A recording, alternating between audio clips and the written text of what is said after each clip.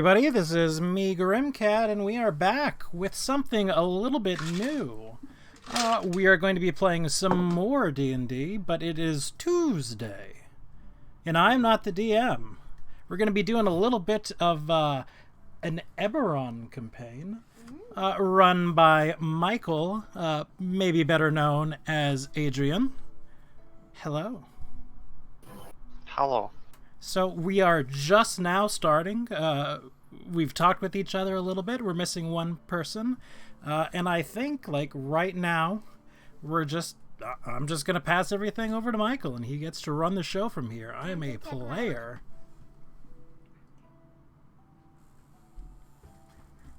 So, Michael, take it away, please.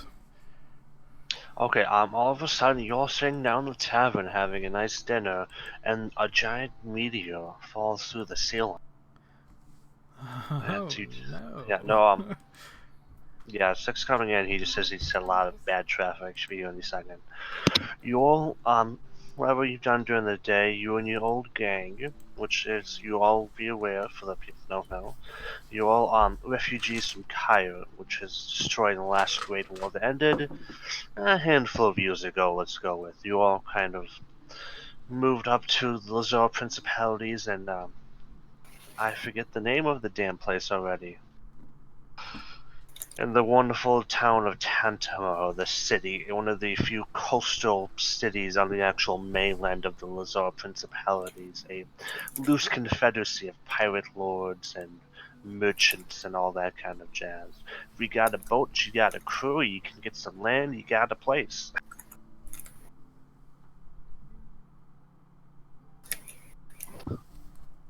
Whatever happened in the Outlast, the last war when it all ended, you'll remember where you were when you looked on towards Cairo, and this bright blinding light overtook the entire continent as it became no more. The years have passed, and whether you've dealt with the remnants of the war that still plague your being, you all has a group with a little unit that you were in the military moved up north to Tantamo and taking up residence there. Whether you're dealing okay with the remnants of the war, any dreams, nightmares you may have, or any issues you have adjusting back to normal life, you've been taking either beyond jobs or steady work as befitting your person.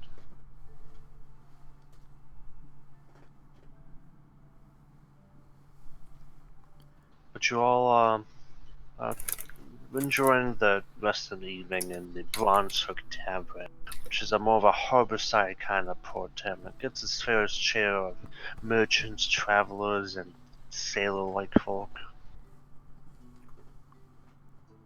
You all can be seen scattered around the building with the 4 dogs of the... I'm not saying that goddamn name, of Knockmock, sitting around the fireplace, snoozing and boozing. It's so simple. It's exactly the way it looks. Sogarim Rashgashtaba. Sogarim Rashgashtaba there you go. Is enjoying his mead and his stew as his dogs curl up next to the hearth of the place. You know, some of you may or may not hang out here, but you all were called here tonight by your old squad captain. Whether she's not the crazy bitch isn't here yet, but she all told you to meet up at the Bronze Hook Tavern tonight. Some sort of job and little reunion thing she had planned. She's one of the few of you that actually leave the city, more or less. She does guarding and caravan jobs and other sorts according to her. She also would have had through official mailing that she was all back in town and she wanted to meet you all up tonight.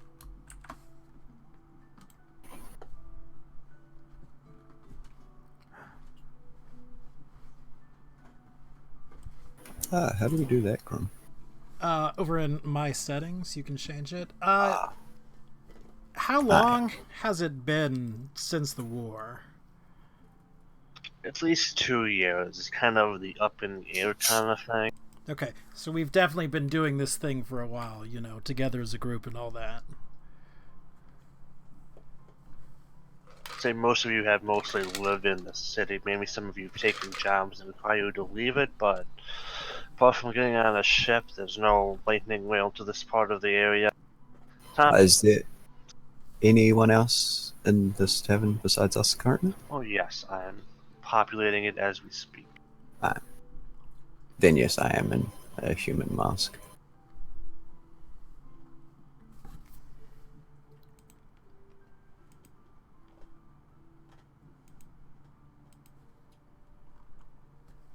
I just grab people to grab. Well, she seems to be taking her time getting here.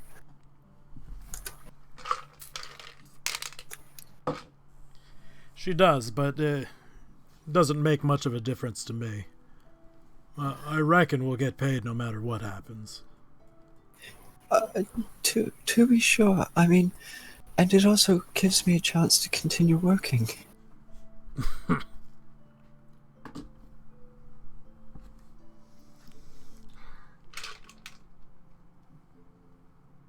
Random tokens, yay.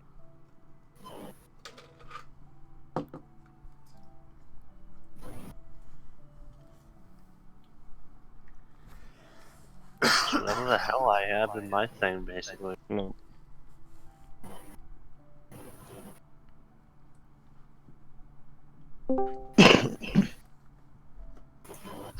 Yes. As you're wondering aloud where she could be, you see a loud ruckus at the front door, as in comes a small stout dwarf, whose name I'm not sure. Gherkin. Gherkin walks in, the old cavalry friend. Devoid of any mount he's been riding of late, he is quite a bit muddy from his daily working.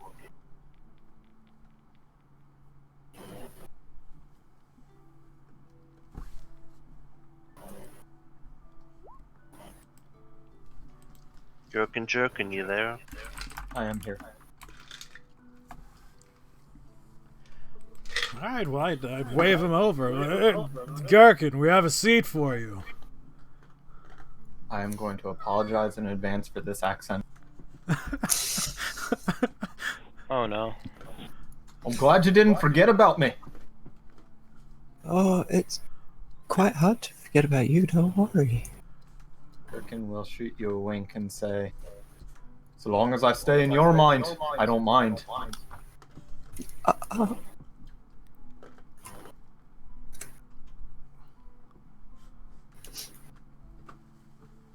We're just somewhat waiting around for our employer. She's taking her sweet time in getting to us. Yes, the old cat then has summoned you all to this tavern, Gherkin. She's running late as usual. Of course she is. What are we but the help? Well, hopefully we're at least help that's worth a good amount of coin. You've got that right.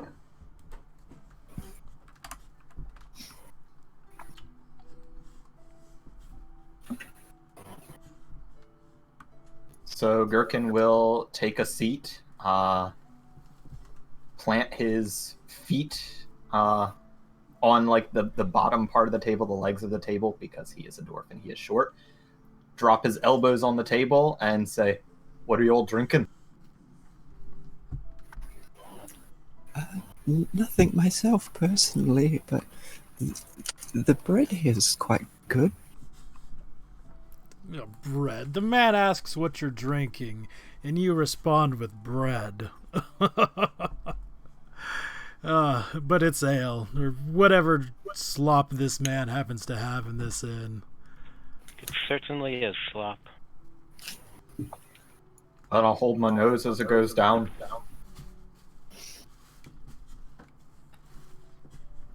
And Gherkin will wave over a serving person and ask for a drink. 2, actually.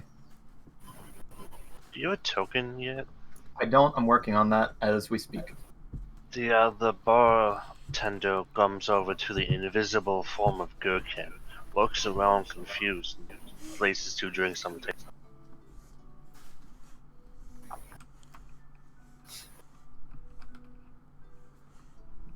At least the service is quick.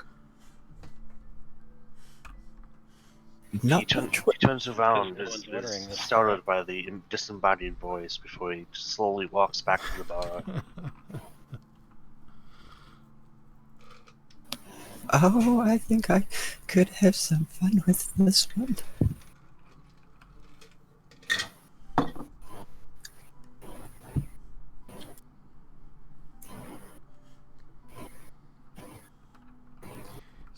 So, do we have any idea what this job is going to be, or are we just sort of up in the air, no idea, be here, or be square? You'll receive a letter in the mail through the house of... fuck is the house of people that sends mail? The gnomes, I'm pretty sure. The notary house. Saying some recap, and it was signed, it's been stand halls and all that stuff. Decent bit out of town. She's coming back in a ship tonight, and she's got a job to do a gig, just like the old times, she says. Mind you, the old times with her were, clandestine military operations and all that jazz.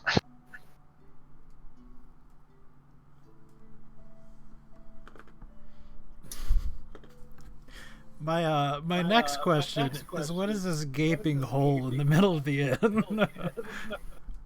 That is just... As part of the design, I've just been assuming it's a nicely looking rug kind of thing, personally. Okay. Is this supposed to be the yawning portal? I don't know, it Yeah. could be from there. It's part of a map pack, and it's the nicer one with the floors. I think this would be meant to be based off Yawning Portal, yeah. Yeah, I really do feel Just like a really this might big be well yawning where portal. they get all their water from.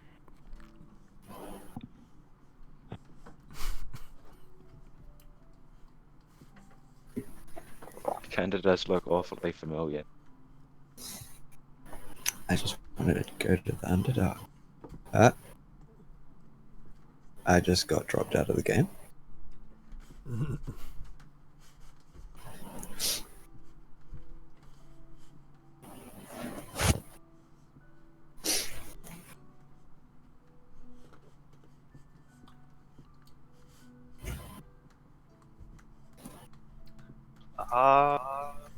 You back yet? You good? Yeah, I'm back in. Okay. On that note, as you're warning around, look where she is, the door opens and a loud laughter is heard from without. Just find my token I was going to use. And a nice token that I've used before. It's not Pokemon.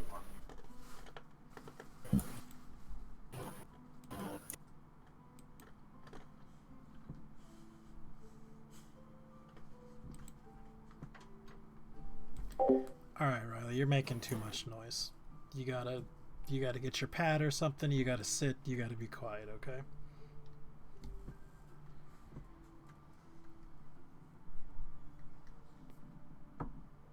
This is what I'm telling you need to do. You I've lost the cannot be token right here already. jumping up and down. So go find your pad.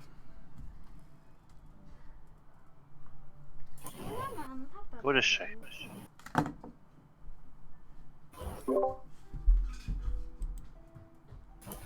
I will just use this orc token I have. She's... oh god, that's good. Why? There we go. A familiar face of the slightly scarred and tattooed half-orc captain of yours walks in with a loud kind of guffaw. She sees you all sitting over by the fireplace. Well, lads, how have you all been? I trust you haven't been trying to round up any large beasties, eh, Gherkin? Only a few. This place doesn't have much to choose from. I caught a bear the other day. I suppose that's better than the T-Rex you tried to ramble through the streets. Well, that didn't turn out too well either way. Still have the scars in my ass. Oh, how the rest of you been doing? It's been some time. You sour a lot, never want to leave this city anymore, it seems. It's plenty of fun to be had. Well, sadly, I can't travel too far, or I prefer not to anyway. Unless there's a good reason.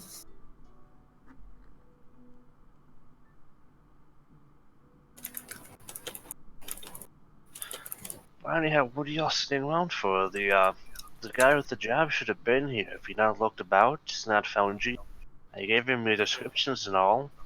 Is he just hiding back in the room getting drunk? Not that we've seen. We've been waiting for a while. I mean, we're pretty hard to miss, too.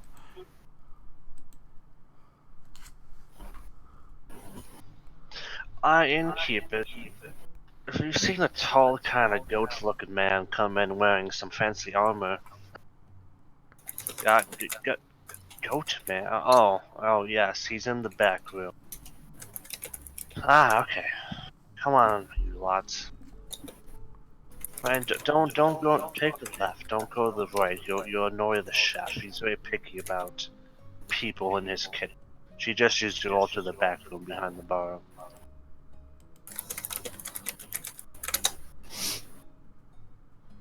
Well, I know I'd get up, I'd snap my finger at the dogs, and then, we'd head on. I have a guest voice actor for this role. What? Oh, Shows God. you to this back room. Is it who I think it is? No? Go. Okay. You come into the back room and you see a large, kind of stout-looking red fellow with large horns on the side of his head, with a long black hair and wearing a nice, ornate, blue and almost silver-looking plate mail, carrying a shield with a thunderstorm and a large hand. Greetings! What is going on with this? Hi there. I am Hector Lamashu. I believe you are the hired hand that I've been looking for. You got the whole body with the hand. I guess you could say I like this one. Well, I suppose you've been debriefed on some of the objective, but I'll give you a quick reminder. Oh no, we just got here, Hector. I was a bit late. I can't believe you didn't grab them. They've been sitting out there waiting this entire time. Oh, you can't blame me. I had been smashing heathens left and right. I had to do all this in the orders of the Storm Lady. Right. Anyhow, you said something about recovering some cargo from some less than wonderful people. Then you see this bright smile and says, yes. A small fish, really. I will go after him myself, but as the orders of the Storm Lady, I have a few more pressing matters at hand. So I need the hired allies and new friends that we'll be having to retrieve this little problem, and I wish you all luck. Wait, we're going after fish. Yes, a wretched little heathenous fish. Wait, Hector, he does it's not. It's, metaphors. Oh, about the What? cargo and yes, No, yes. I think you might actually want him to go fight a fish. No, Gherkin, we're supposed to retrieve this upstart group of pirates. I believe he said we were supposed to retrieve them. But, Yes. some Fish. captured ship, some cargo. You said was heading somewhere. I believe you gave us instructions. I'm not sure where they went off to. We can find them on the way. But they're fish. Are they fish people? I wasn't too clear on the details, but they are rivaling pirates, a bit of an annoying bunch of people, but they're still fish. Oh, Small okay. fry. I Is still something do something about demons and blood magic. Yes. I'm listening. Hence why I call them heathenous little fish. I will go deal with them personally, but I have to deal with their main force and their other allies. So, I believe you are all quite capable of not only retrieving the said cargo and ship, but also handling a couple of small fry. where is it? I believe your friend here should know the information on that part. We'll But provide yes, you. You said which ship would we be taking? You said you'd be able to transport us there for a drop-off? Yes, a drop-off, and then I'll be heading on my way. Because, again, things need to be dealt with, and I can't be in two places at once. I'm sure you could try. You have that hefty hammer, and I've seen you blow entire ships up before. Again, I can only do so much in just one body. Right.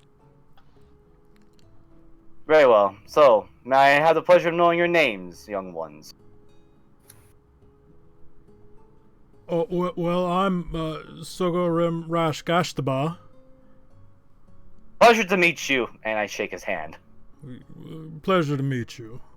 You can call me Knock, though, if you need. Not like knocking on a door like you're trying to politely get in, though. Like knock like an arrow. Notch. I see now. My name is Aurelius de Madani. It's a pleasure, Mr. Lamanchu. The pleasure is mine. You remind me of an old friend of mine. I was going to say the same thing. Unfortunately, I know you're not my old friend, though. He's dead. Yeah, I know. I am Tabitha. Tabitha. An honor. And I'm Gherkin. Gherkin. The pleasure is mine to meet you. I know it is.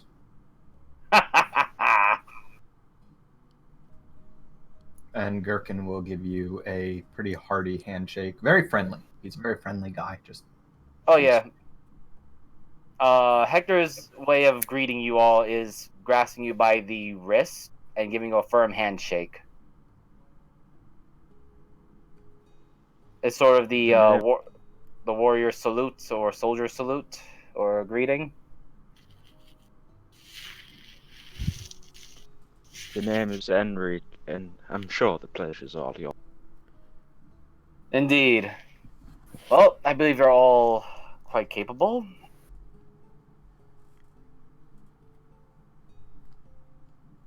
Right. So Hector, what about the payment? You said it would be about 1,000 altogether for this quick job and whatever we could loot. Did you have the money on you now? Yes, and he quickly goes to his onto his side pouch, is clearly visible, pulls out the bag, says, I believe you are all willing to stay up front with your agreements, so you'll be paid up front, and whatever things you find among the heathens, you may have it, although I will advise to be careful of cursed objects and things that might take control of your mind, your soul, or devour it.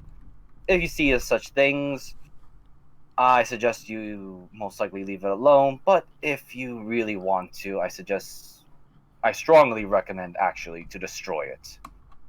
Best such things do not leave on the hands of innocent lives and harm those who do not wish to deal with such paganism and heathen things upon their lives. What would a fish have that we want? Whatever Some fish can taste- find. Well, it depends on the type of fish. Some of them taste very, very good. Others you can ride. It's a good I've heard point. I've heard tell of a leviathan swimming about in these seas. Like to put a saddle on that thing and see how it goes. Just need to find me a wizard who's willing to cast water breathing on me. Oh, the horrors. Well then, shall we be off now? I will drop you off there, and I will see you all, hopefully, when you complete this mission. Quite, sir. Lead the way. And Hector's gonna take you all out to the air docks, the outskirts of the city above all, a little more kind of uphill kind of already. And he's gonna take you to a long, sleek-looking boat. He's a ship boat, whatever it is. I forget which one I'm supposed to say without being slapped in the back of the head. Do you remember, Tyler? The Dancing Sally. What was that? Yeah. That's the boat. Was it a boat or was it a ship? I forget. It was a ship. It's a ship, right? Don't call it a boat. The captain won't like it. Yes. Hector's old friend Grell would definitely not be happy. No. You'll see this sleek, almost dark wooden ship resting in the air docks above the city. It's longer and it's kind of aerodynamically made, except for the odd head ornament. We usually see like a maiden or some sort of animal on front of a ship.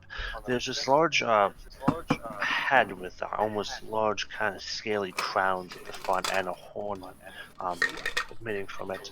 Those who would know, probably Gherkin especially, would recognize this as the head of a Triceratops. And you see the name embalmed in silver on the side, the Dancing Sally. You must have killed a big lad to get that thing. Ah, no. This is actually a construct. It was originally done in the memory of our... Who's Sally?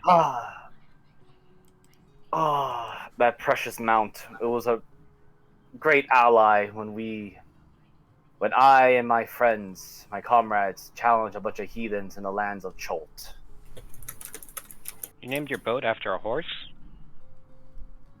Yes. I understand where you're coming from. A mount can be a great ally and a great... Indeed. Sally was among the best, and the brave soul going up against those hordes and heathenous undead creatures back in the lands of Cholt, along with those scaly fiends that were there.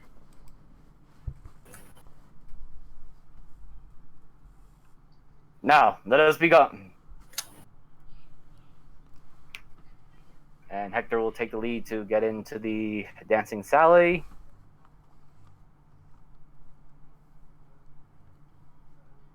As you up to the sail, you see the captain at the wheel on top of the ship idling around. You lot, welcome to my ship. I'm gonna do a bad accent. Character you two of you know, so I apologize beforehand. Welcome to my ship. My name's Grell. Don't touch anything. Nothing. I immediately touched something. Just something Grell. mundane. Grell. No need to worry about it. These are fine young lads, and they should be able to complete the task at hand. We're going fishing. We're going fishing. Indeed. I thought we were dropping off to kill those other pirates. Where's this Yes. about fishing? Aren't they not fish? They're small fry. What do we need fish for? Because that's what they are. Fish. There's not really an option to eat them or not.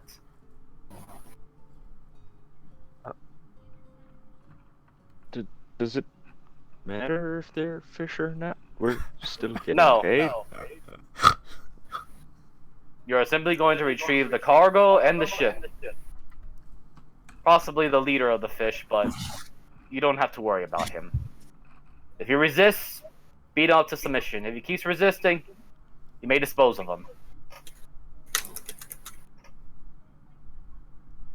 Well, that's a bit violent, isn't it? Well, it is either them or yourselves. Again, you are hired simply to retrieve cargo and a ship. If you find any captives, well, save any of the good captives, and if you had to capture some of the, I suppose, opposing forces, you may do what you please. And I just shrugs on this one. Anyhow, Grill informs us it's going to be a few hours trip, so take a seat on the cargo hold. They'll be dropping you off, they won't be stopping that long. Feel free to settle into the hold, and the ship takes off into the evening. If possible, Zix stays on the deck. Okay.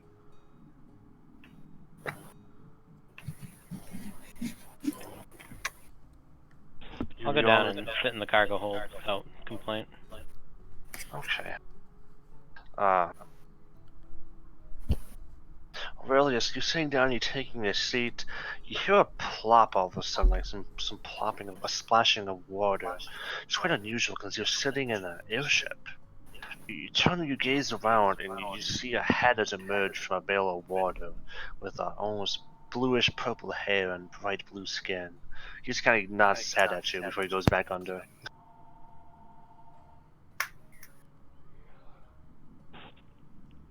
Weirdo. What, does he live in the water? Right. And what's up with that stupid hair?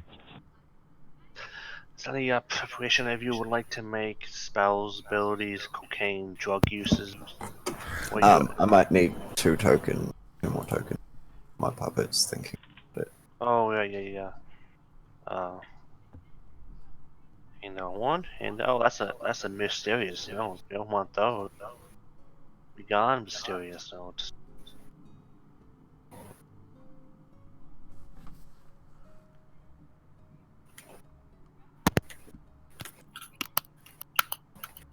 So there's all 20 loads. There we go. Should be able to use that. I want to know how they generate these names of weirdness.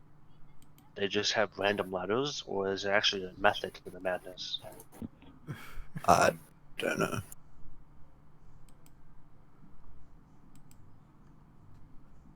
Anyhow, the few hours pass by quickly as you all gather up in the hall and doing whatever you all do to pass the...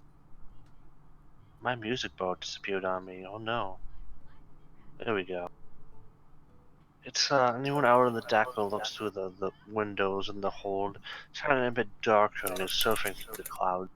You've gone a bit you gather from a bit southeast down to the eastern shore of the continent kind of thing. Ship's pretty fast. And eventually, your old captain, whose name I don't have yet, she comes down into the hall and says, "Okay, we're all getting off now. I'm kind of switching between accents now. Goddamn." And it's like we're gonna make her stop here. They're gonna fly us over, and we're gonna land. She passes you each a wristband of sorts. What does this do? Oh, before you hit the ground, turn it on. How do I turn it on? We're dropping? Yes, we're dropping. Just hit the gem in the back. It'll slow you down. Sounds good. As you are also being prepared for this, Hector will also pat on each of you on the shoulder, and he will also cast Featherfall. The bands are Featherfall. Yes, but he's also doing this just in case to make sure as a backup. So we don't have to waste the band. Fair enough. Are the band's one use? Who knows? Yeah. Aha, now we can save them. You'll have gained a band of Featherfall. Sick. Do you got some of them bands for the dogs? Oh, God. One of the crew members looks at all the dogs. His eyes go wide and he shuffles off. You sure some large flowers for the dog. You have hound companions. Several. Yes, a few dogs. I'm sure you've noticed them. Well, if Hector, we don't need it, yeah, you can use one of this one. So Hector, upon finally realizing that there are these large dogs, he actually kneels now and pets them, and he also casts his Featherfall upon them as well. Fine companions. Very good. Be sure that you both take care of each other.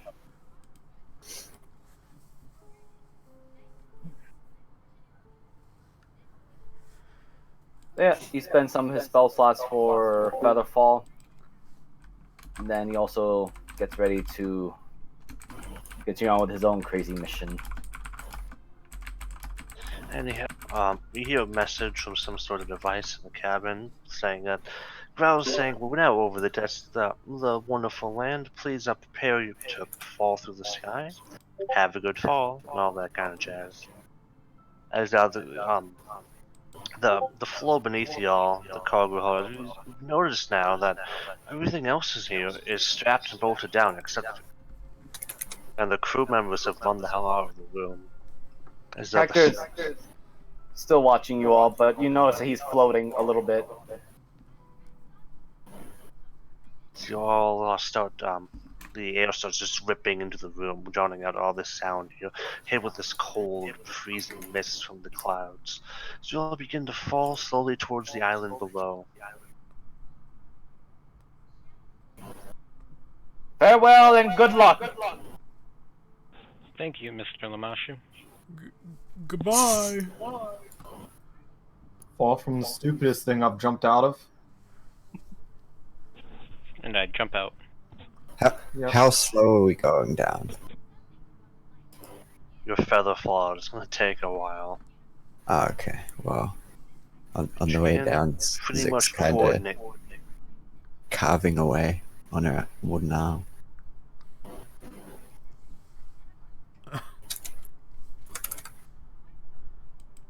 You just get a map up. And as you guys are descending and the ship is passing by, you definitely hear the last word of Hector, but it's not directed to you. It's just directed somewhere, some other direction. Onward! To defeat the heathens! Very zealous. And you're slowly drifting down through the cloud above. Featherfall is, you fall away about 60 feet per round until it lasts for about 1 minute. You have this short almost floating for the first 60 seconds. Doesn't get you that far, you're pretty high up. Before all the spell just sputters out and you all just start falling full speed. You're all now in a state of free fall. As you get closer to the ground, the darkness and the fog around this place is some sort of island. Smaller, not that big. You see lights from the port town kind of color cove these people have made their home base out of. You see a few ships docked, airports and stuff, some airships floating there, kind of just bobbing. And you can see all the lights and torches from the various buildings and just a shadow of them all. You see a few towers, almost stone kind of turrets from below, and you see one kind of reinforced keep, which you can gather from above, higher up in the island, just on the kind of the overlooking the entire little thing. Where do you all want to try to land? If we're going to take advantage of falling, we might as well fall into the very middle of the ranks. Well, that doesn't work the best That's for a me. choice. It is certainly a choice. For reference, I have Sure, I'm on the 6 wisdom. They're just So. fish, right? Why wouldn't we?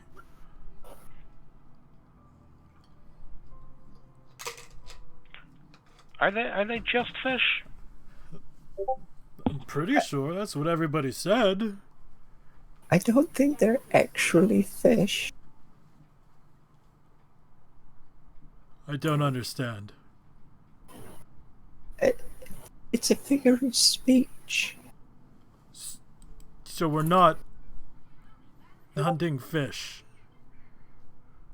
I don't believe so. Oh, But, we've got ground rapidly approaching, so we should probably think of somewhere to land. we should head towards the outside and find out what we're dealing with if it's not fish.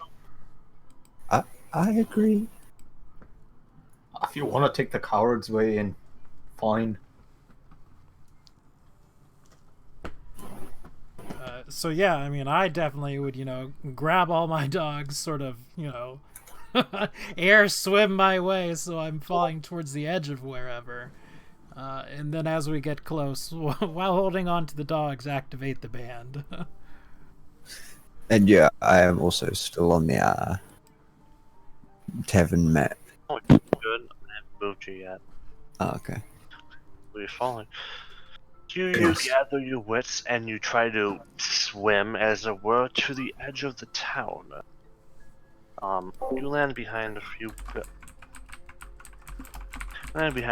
buildings, unbeknownst to anyone else who's looking up in the middle of the sky in the middle of the. And you land behind some alleyways between. It looks like a cliffside almost, and the back of some buildings. And we get I'll stick with them, by the way. I don't know if we're splitting up or not, but I'm going to the side. Gherkin will stay with everyone else because he is not quite stupid enough to try and fight everyone on. So we're pretty close. Like where we are is like no man's land, right? If somebody sees us, it's going to be an issue. Where are we in like more of a town, and then these pirates happen to be centered? It's like a small town they've made you kind of thing. It's got buildings and stuff. You've basically kind of landed just outside in the kind of the land overlooking the kind of cove. But it's like all pirates. Yeah. Okay, well then I'm going to cast Pass Without Trace on everyone. Yeah, I'm just going to put you on a map just for the sake of it.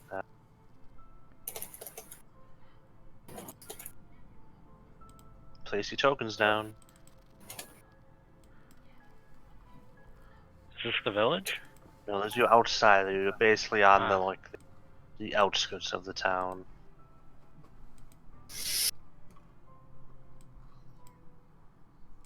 How much HP does everyone have? Max HP.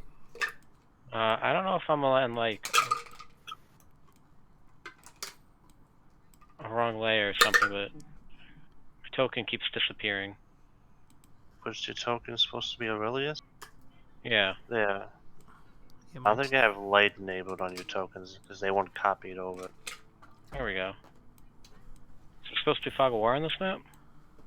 Yeah, hold on a second. That's enabled.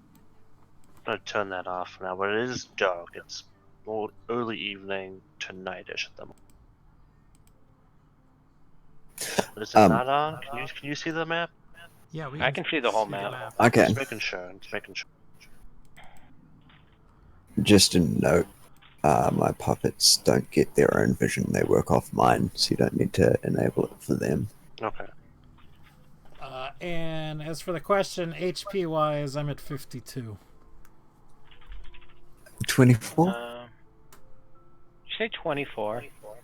Yes. At level 7? Yes. You have like a -2 to con? Yes. Rip. But I also have this puppet that's on the board has 71 HP, and then I have a cleric with 49 that can heal. Using some puppet thing that basically he's weak and flimsy, and they do all the work.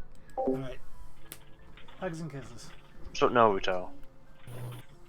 I've still got some ass left, too.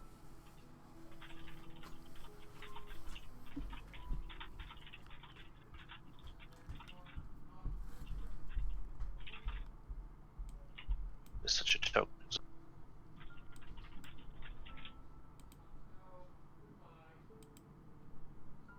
I'm a sorcerer and I'm at 51. So I have the most base health of all of us, but the puppets are gonna base tank things. Well, if I wanted to, I can do this and control both of them at the same Actually, time, do I and wanna just have have 51? no action for myself. Wait. My dogs have 15 each. No, I don't want to have 51. That's a lie. So actually, yeah, if we're on an actual like militarized mission, should Zika have Doing it. both of her Doing an puppets out? audible, I'm changing something on my character. It's okay, we haven't actually done anything yet. Falling's a thing. Nope, doesn't count. Is there any way you can change the icon for the bird? Like I updated its token, but it still looks like. Oh, I have to. Yeah, I know what happened.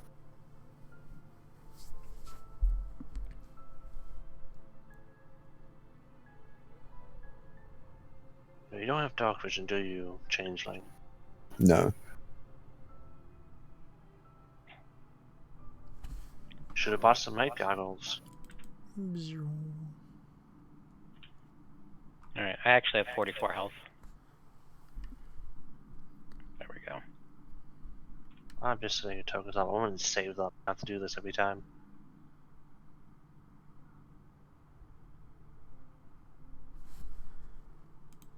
Look how long my name is. Stupid token.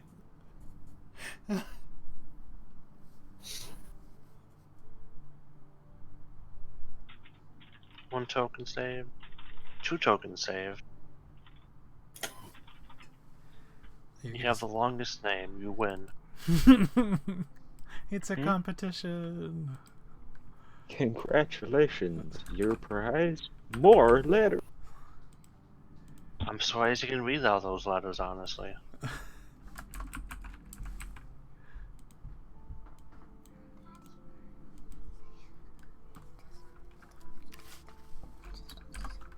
I think I saved everyone's tokens. We fixed the parrot. Wait, save my dogs in just a second, because I haven't renamed these ones yet. I can, unless you want 4 different sheets. I put them all on one sheet and just, for my resources, have their HP, so, you know. I'm saying I can only save 1. I'm saving tokens to the sheet. I can only do that 1, not 4. I gotcha. Alright, no worries then. I removed the default token to the bird, so you're just able to make the parrot now. Drag that boy down. Alright, and it's bad timing, but I have to go put my daughter down for the night. So I will be back in like 5 or 10. Resize the birdo. Well, you know, There you go.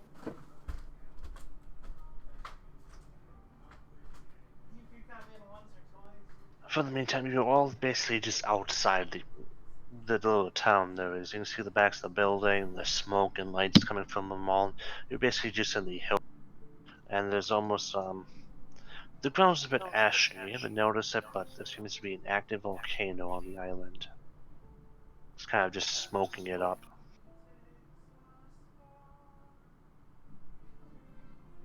Well, where do we want to begin? What are we doing first? Well, I figure we find them, and then we hit them. Oh, that's usually, I guess, one of the better ways to go about it. But where do we begin? I mean, should it be the docks? He said they're pirates, so that they might be down there. Well, here's an idea. What if we were to set fire to the docks, and when they come running to put it out, then we jump out and hit? But this town has civilians as well. The fire might spread and ruin more than just the pirates' property. I guess it depends on what you consider acceptable losses. Should I we would try prefer to not find to out burn down where a town. Should we try to find out where the pirates live and sneak in their house and kill them one by one?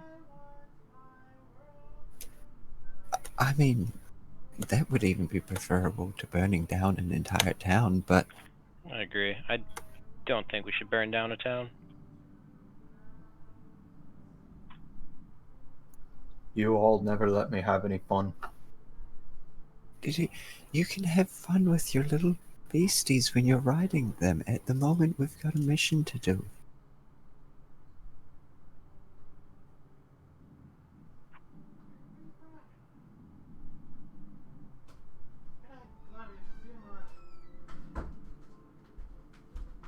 So, will we have to, like, go through much of the town to get to the dock areas? Depending on what you do, you're kind of in the side, the dock's kind of close to the waters.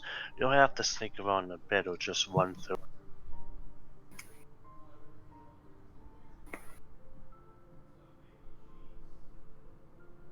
Unless you decide to just skirt the entire outskirts, though. Well, that could take a while. It all depends on what you want to do from here.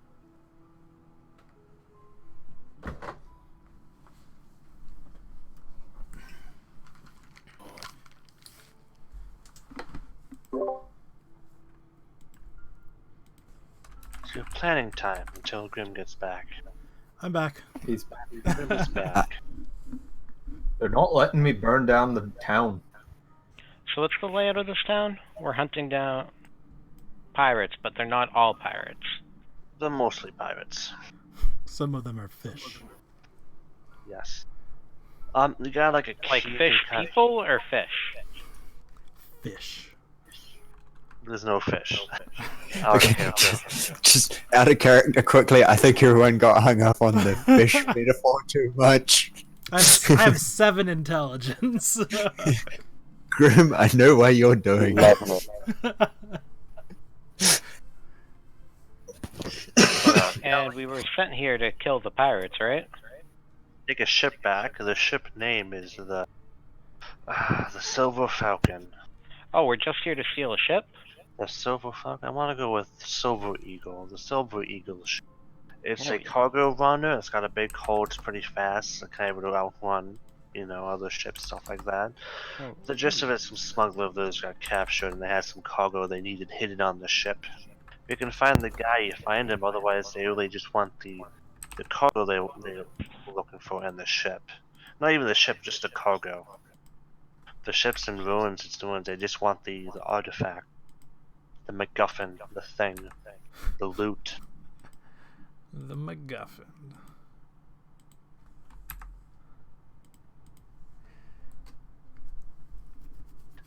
But never really said what it was, and presumably it's stashed somewhere on the ship. And again, you're on the outskirts of town, from like north, southwest perspective. North side, above it, keep some turrets kind of around the town itself. Smaller stone structures. Not really much of a wall besides maybe some like stone fences about chest height kind of thing. And you got the water ports in the front and the bay, and kind of between the turrets and stuff, there's a few air docking ships above the city with like kind of pulleys and stuff going up and down and that kind of jazz for transportation. Are we trying to steal an airship or a water ship? The ship you're looking for is an airship. Okay. Is it daytime or nighttime right now? Early evening, duskish. Alright guys, so I propose that once night has truly fallen, we should try to sneak in, find the ship we're looking for, and just steal it and run off with it. Try to avoid being spotted, but kill anyone who spots us. Don't let them raise an alarm. I mean, that would probably work the best. If we could get a view of the ship's captain, I could make myself look like him and probably even order half the people off the ship.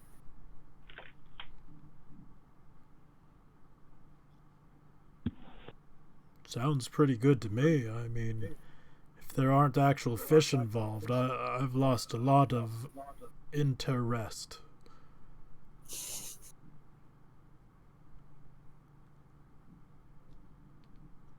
Of course, say stealth isn't really my jam. Well, you'll I'm sure we'll probably manage. you'll probably get to at least take care of the captain at the very least, because we won't be able to run the risk of him, walking out while I'm telling his men to get off the ship as him. Fair enough. Kid, can you pilot it yourself, Zenrik? Of course. Well, as long as we can get the ship away, we can get rid of as much of the crew as possible, and then just chuck them overboard or something.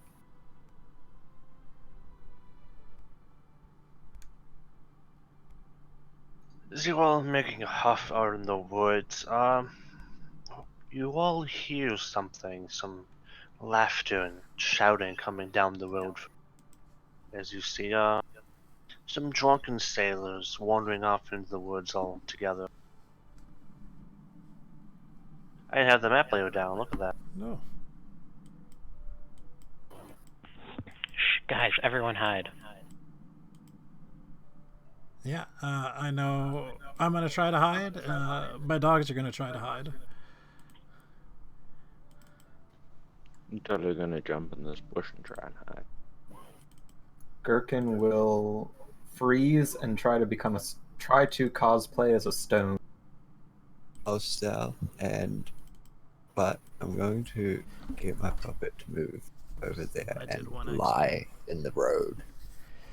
And everybody gets plus 10 because I cast Pass Without Trace on us. You mean I got a 30? Wow. And that last one, I think, was a... Oh, no, never mind. You know what? I hide here.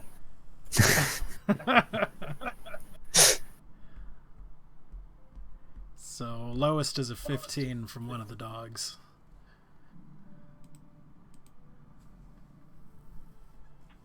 I forgot to roll for the macaw. Oh.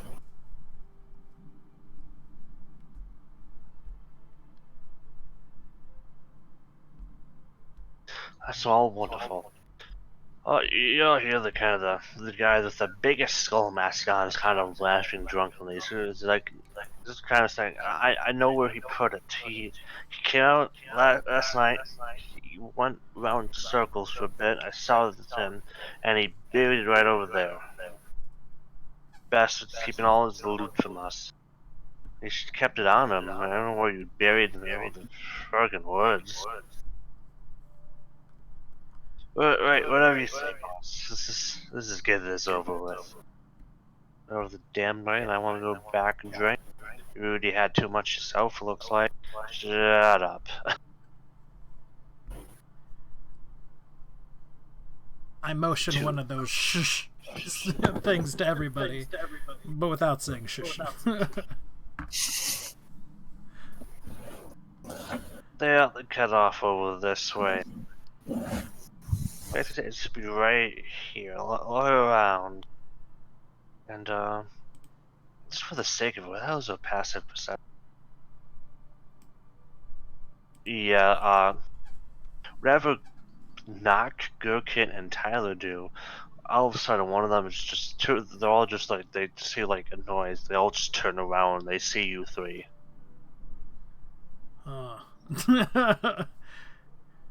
They see just a dwarf standing in the middle of the woods looking like a rock. It's like, boss, there's a dwarf here and what the hell is that? A bunch of dogs? What the hell is all this? Well, now we get plus 10 to that, remember, so... Oh shit, you do, I'm sorry. Yeah. 18, 21? Lowest okay, no, is a 15. Only this guy sees something then. Okay. They all just forgot that was a thing. He just wanders over like he heard a noise. The perceptive one. And the rest of you hear the sounds of kind of metal on dirt as this guy's drunk and babbly about the other two people in similar outfits to dig. Well, this other more swarmy looking fellow just kind of sits around and looks around. We got this this large half-orcish fellow looking around, like in the woods, like he heard something, like he just told the others like he's gonna go look at something. And he's just wandering around. He didn't notice any of you yet. He just kind of heard something. If anybody is looking at Gherkin, Gherkin is gonna kind of gesture toward him like,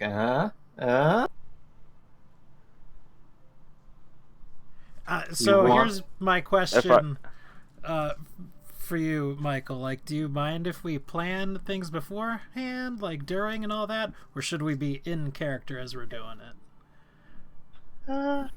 I'm indifferent.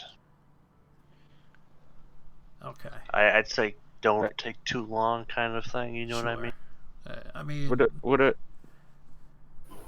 Gherkin will clumsily pantomime hitting the guy over the head and then like making a dead face with his tongue sticking out.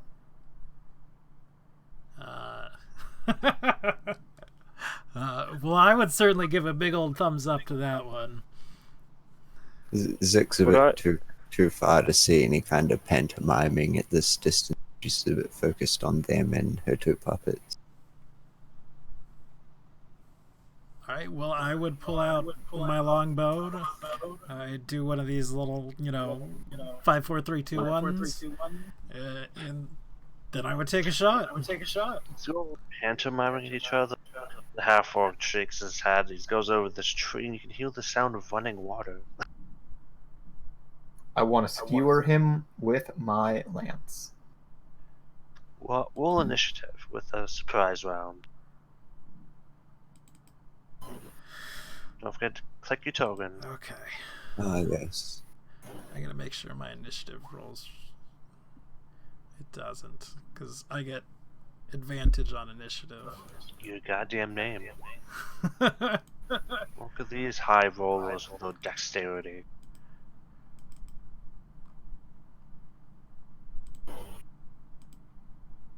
Jesus, Well, fuck all of you 11. too. Alert feat, and I can put my charisma modifier onto. Yeah, I've just got you're alert. an actual swashbuckler. I've only got alert. Yeah, I'm a swashbuckler. Okay.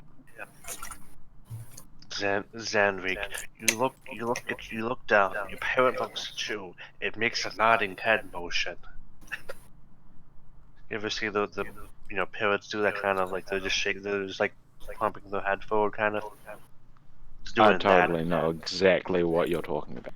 Like It's there's doing a that. sick beat that you can't hear. As my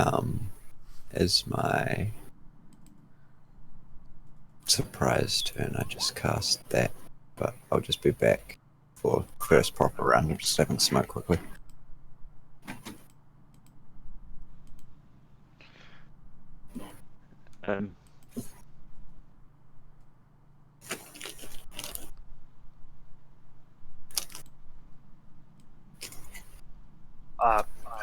We're gonna go in turn order for the sake Would of I this stuff. would I have noticed the whole pantomiming thing going on of them planning on? You up in the tree, I assume?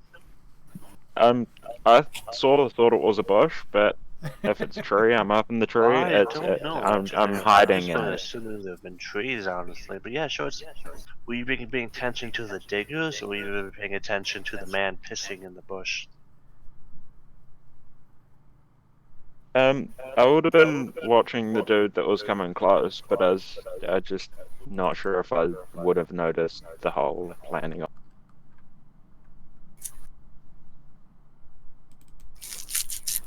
I'd say you have an 11. I'm gonna go with even more focus on the person at the moment. Unless someone like taps your shoulder, Gurkin is right behind.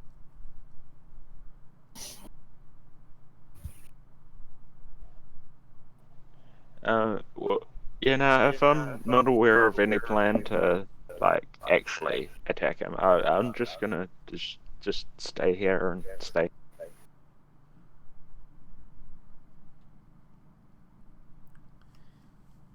Okay, you can turn your sitting around.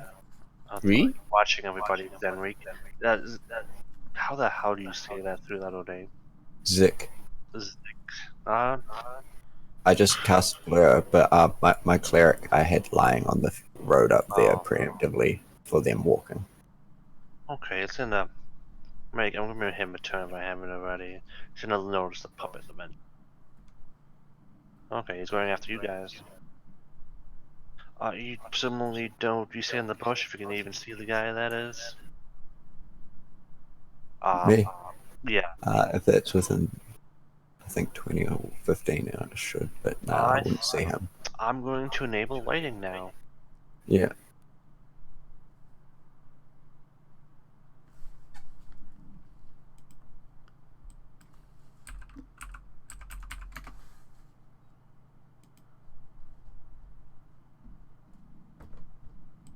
Okay. Just check your token real quick. Yeah, I don't have light for you. Hold on. That's what we cooked. No, I feel yeah, I was gonna say I feel I'd be able to see a little bit more than that in early evening. Back to bed. Oh, well, in that case, my I puppet. kind of see a man taking a leak over. And I would have kept my puppet in view.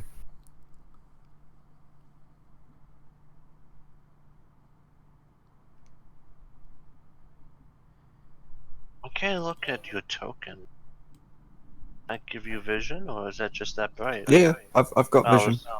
was looking. Like I somewhere can else. only just barely see him. Yeah, and everyone else can Aurelius. see like half the map because they have Yeah. 60-foot dark vision. That's what I was confused about. Yeah, and then there's me. So, I what are you should doing actually have to this- 120 Do you actually have 120 feet? because of natural dark vision, and if you've already got dark vision, the goggles at night enhance it by 60 feet. You got it. You see everything. There you go. And yeah, for the surprise initiative, I just cast Blur, and then that's it. And I'll be back in a minute. Just gonna smoke. It does face stuff, but that's nice. So Grim Gorashka tab. So go Rim.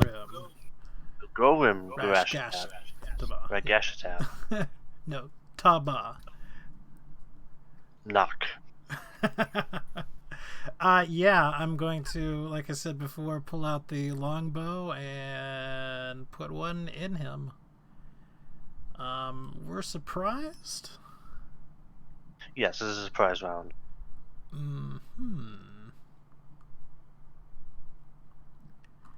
You know, I'm just going to do a base arrow into his back. 16.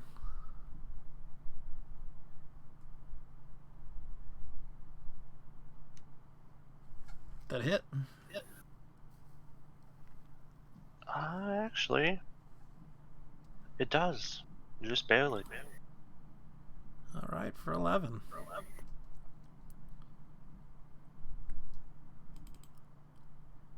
I'm just getting a music soundtrack playing. Sure. I can't find anything I want.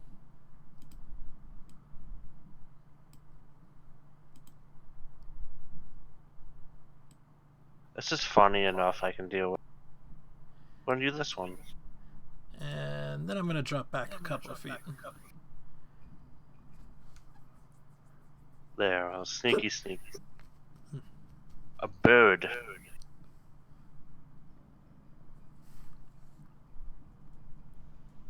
I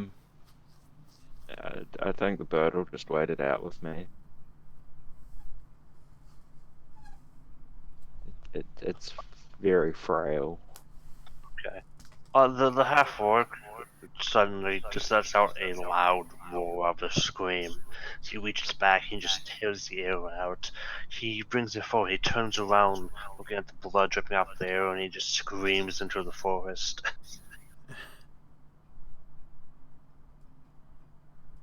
But he's good to go. That's all. That's his free action because he's surprised. He just ripped the arrow. He's got shot with an arrow. Yeah. That kind of hurts, you know. I bet. Aurelius.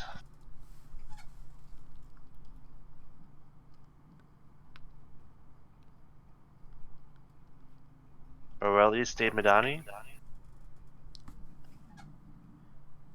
Tyler. You're talking to Sorry. you. Not used to this character's name yet. Oh. Alright, so we're attacking, right? People are attacking? I Yeah, certainly okay. attacked. Alright. I'm gonna go pretty basic. I'm gonna hit this dude, or I'm gonna attempt to hit that dude with a guiding bolt. Sick. Guessing that hits. For a nice 19 damage. Oh wait, I used the wrong spell. Whatever. This guy in bold, right? Yeah, I should have done a spiritual weapon, but whatever. Guiding bolt's fine.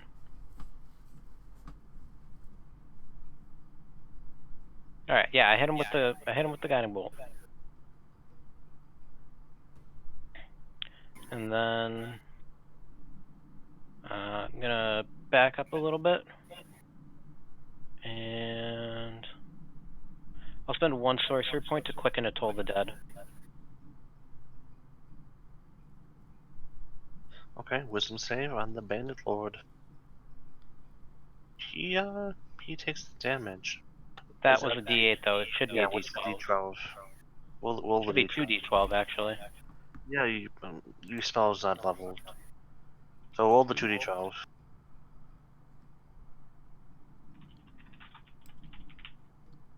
14. You hurting this poor boy before he even gets to move. He is bloodied. He's not looking that good. Sick. Bulba, Sarfu, Tika, and Drika. Okay.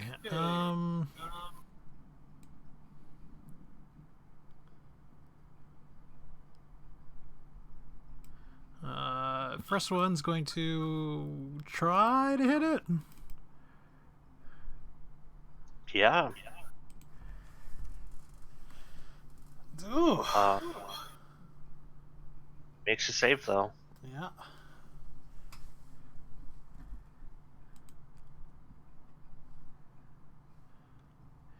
Well, that's its turn. 3 more of those, I assume, or Pretty much, yeah. I just told you, just trying to use the bush. He's killed by dogs and arrows. He's not having a good night. Are they all attacking him, or? You know what? Let's have 2 attack him, and then 2 will move sort of in between, and then use the dodge action. Okay. So 1 more attack. Ooh.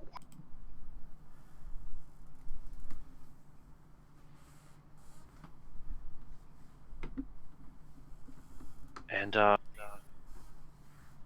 ooh, he just barely makes that save.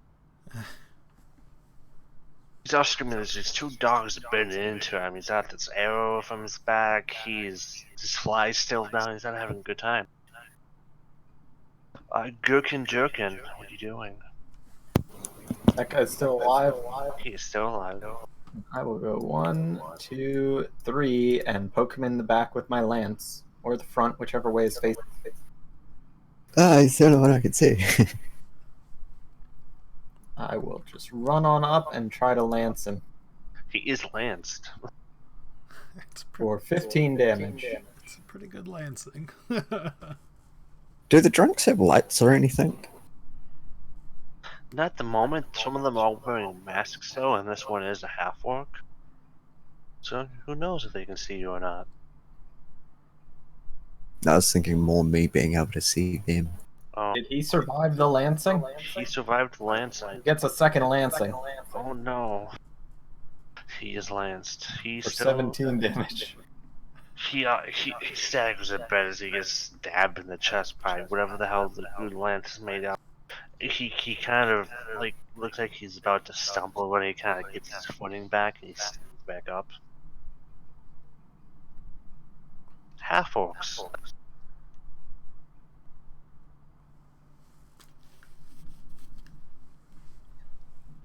I'm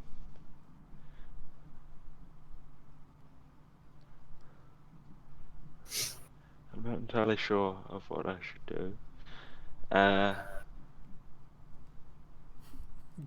Kill it!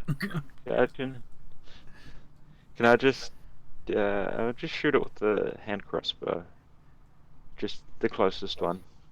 Trying to stay like as hidden as possible while I'm doing it. You're talking about the one, this dude, or the ones over here? This dude that's nearly dead. Okay.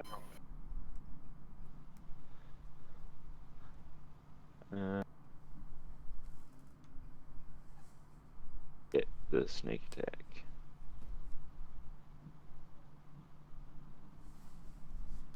Wait. It does if it's a ranged weapon. So.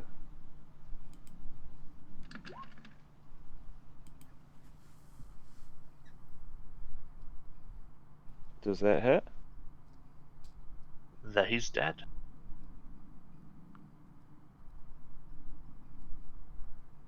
Yay. Yeah, falls over back into the bush, all hidden like. Hi, Eberron. So have these other ones like heard this? Have they made any moves towards us? Hard to tell. Oh yeah, he screamed when we took the arrow out. Yeah. He was making a noise. Unless they're super drunk, they hurt us. Gotcha.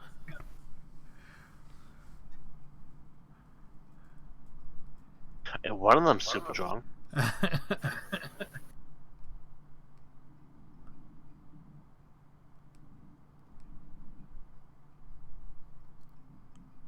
Just fix their health real quick.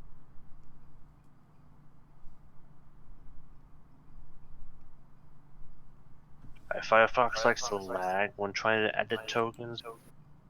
There we go. Okay, you shoot him, he's dead. He's got a big X on his head all of a sudden, and he collapses into the bush. Zix. Zix is changeling puppet person. Zik, your turn. Zik. Anything. Oh, I just moved. At this point, you Yeah. basically see the silhouettes of dogs eating somebody, but There, and then I use my action to give my manticore movement, and it is 40 flight, so there. And it's currently flying. okay. And it's my turn. So go Grim Grasher tab, knock mock. Alright, well, I'm going to move up to here. What are these guys all equipped with? All of these guys. These three are kind of wearing kind of some weird bloody robe kind of things. They also have you can see a crossbow, maybe a mace on some of them. Mhm. One of them seems to be more of a leather, kind of similar to your pilot friend. Light leather cuirass, light sword. This big fellow though, the drunk, is sporting a scimitar and some daggers. Looks like, of course, traditional pirate garb. Okay. I think I will take a shot at this one right here.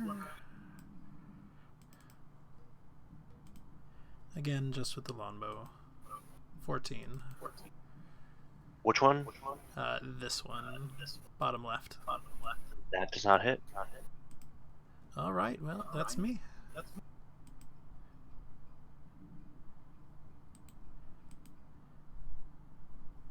Yeah. The one you just shot at, actually, so we can see you. Unless you're hiding. Turns around, swivels, and proceeds to run straight at you. Okay. She's gonna swipe in, and she's gonna stab, stab, stab.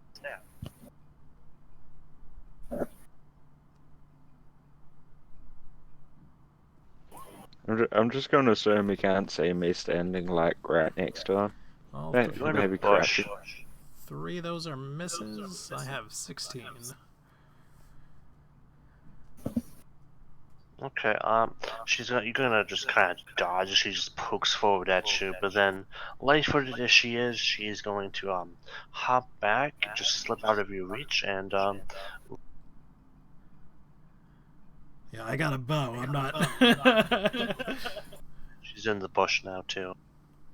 The bird, the true warrior of the group. The true warrior of the group that just got startled by all the action is just going to fly over to this. This boy's dead, and now it's the sorcerer's turn.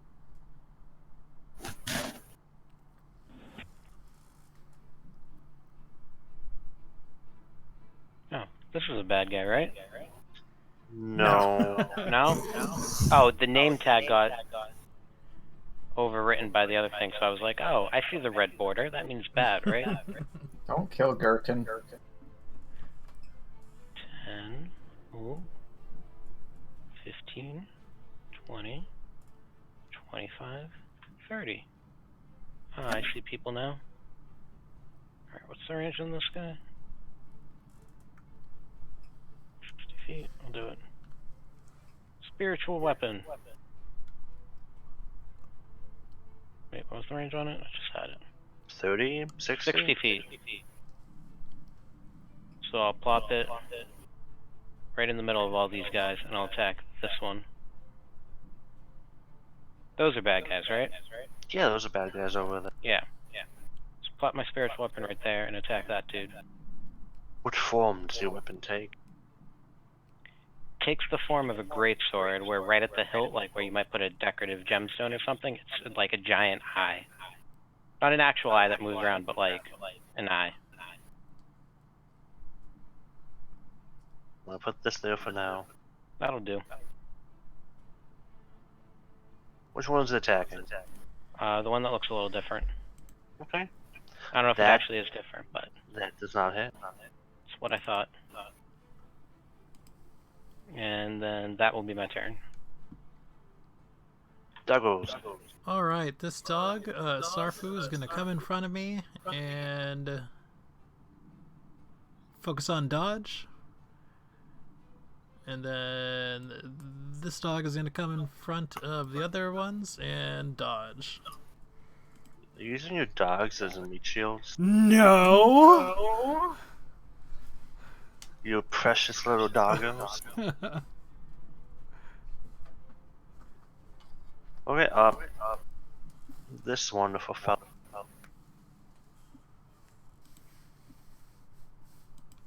Alright.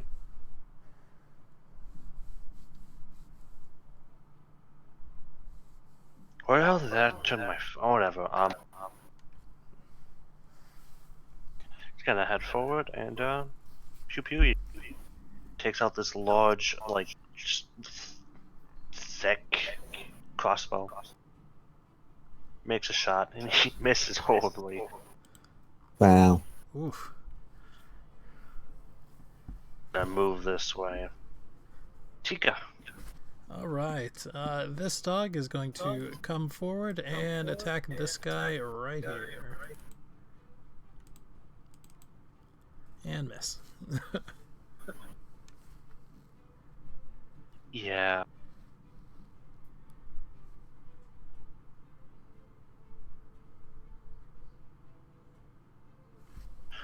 The bandit toe.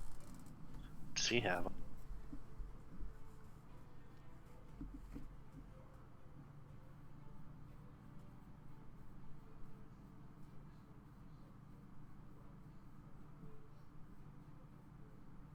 Step forward. Just gonna hit this dog because he's a horrible person. Sure.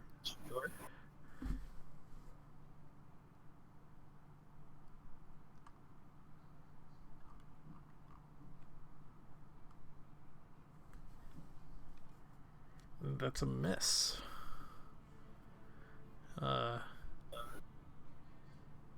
He just misses this dog jumping around. He can't become a John Wick antagonist yet. Oh man. He is going to point at you though, knock, and he's gonna say, "Ah, that one's got some loot." Yeah. Now it's Drake's turn. Okay. Going to. Just going to come up here and attack this one right here. That hits. Man, these rolls.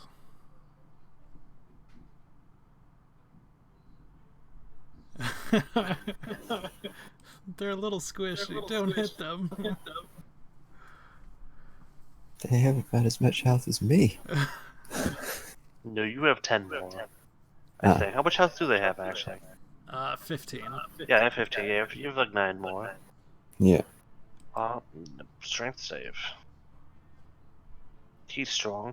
He fails. No, he succeeds barely. He's a bit drunk.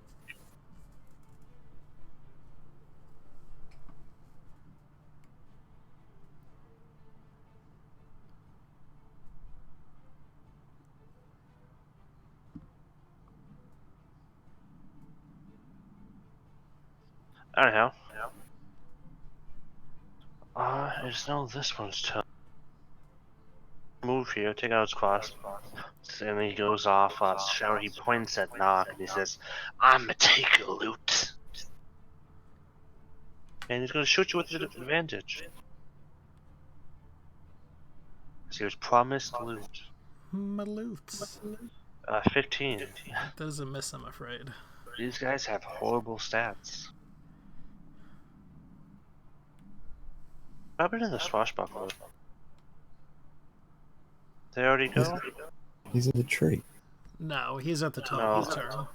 I thought I skipped them. It's Gherkin's. Okay. How heavily armored did these guys look? I'm wearing medium to heavy armor, maybe. They have heavy crossbows and maces. This one looks like the more light-footed of the four. Okay. Should I be reckless? Always reckless attack. Well, I'm not a barbarian. Someone playing a barbarian? No, but I do have Great Weapon Master. Alright. So I'm just gonna run up and I'm gonna go after this fucker. I'm gonna drop my lance as I'm running, and I'm gonna pull out my great sword, and I'm going to try doing 2 great sword, great weapon master attacks. And what does that do? I don't think I hit. It's -5 to accuracy, plus 10 to damage. It does not hit, no. Oof. That's sad.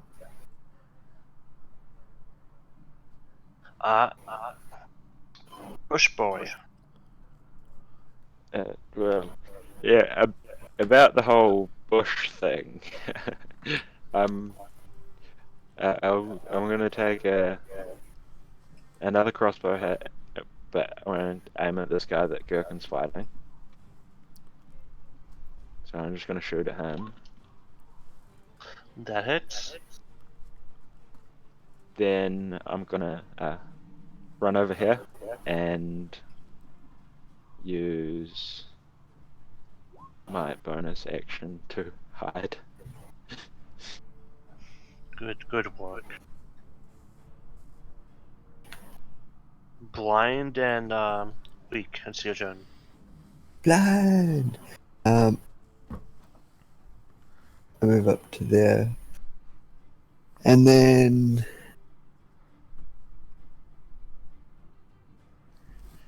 what's the range?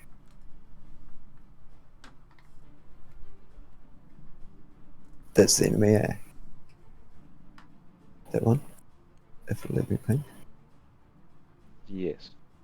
I use my action to make my Manticore attack it. That is a hit. And 11 damage. And then I'll do both attacks on him actually.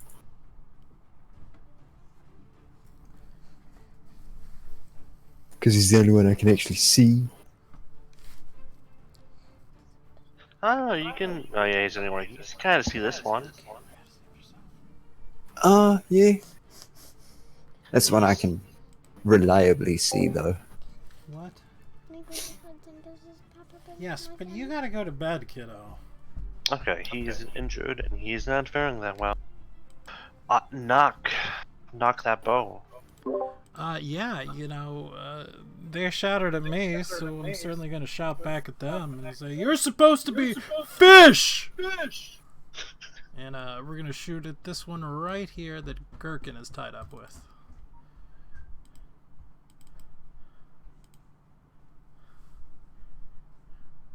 That hits. He is not doing that well. And that's my turn. Very angry they're not fish.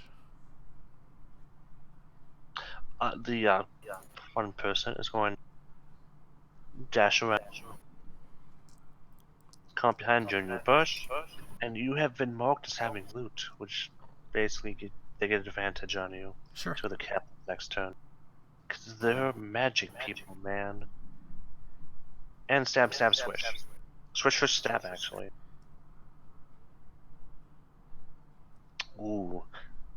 26, 25, 23. Yep, those are all hits. Stab, stab, stab. Okay. That is 30 damage. You are bloodied. I sure am. They're gonna Get over back to my behind cleric. the bush, and they're going to use their bonus action to hide. For the sake of it, I'm running a stealth check.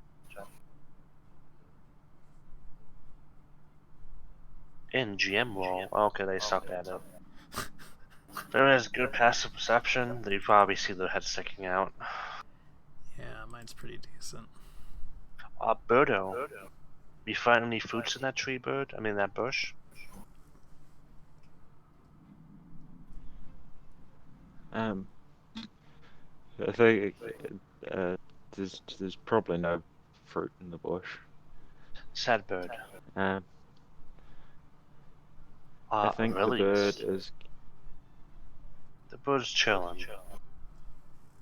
Yeah.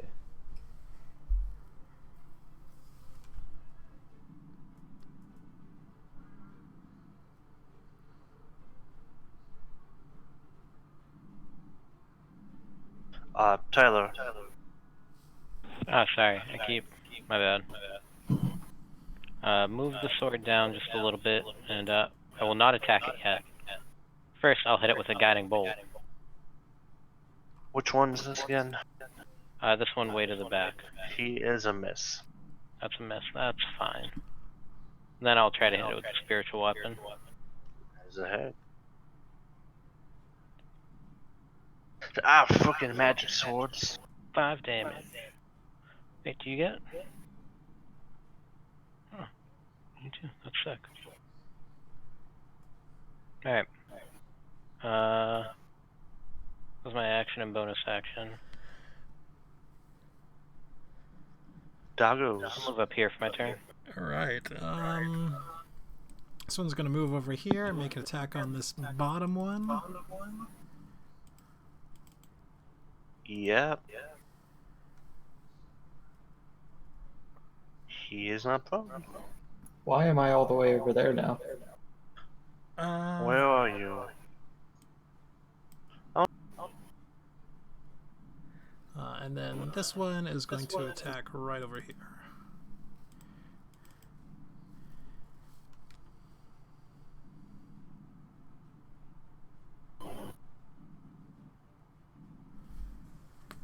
That one does not hit. Okay. And that is their actions.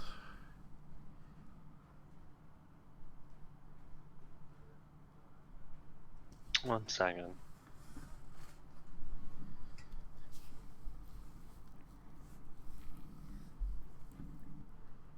It's just like how much Firefox lags with this token. There we go, though. It is this boy's turn. Move closer to Gherkin. They have pack tactics, so they're going to beat the shit out of Gherkin now. Mm-hmm. At least they're trying to. Best. He's going to take out his mace, drop his crossbow, and he going to beat you. Ooh. That 26 hits. Yeah, it does. For 9 damage. I don't appreciate that. He bashes you in your good writing knee. Tika. Tika is a good girl and is going to disengage and then come in front and protect her master. From behind him. From somewhere. The dog can see the person in the bush. Okay.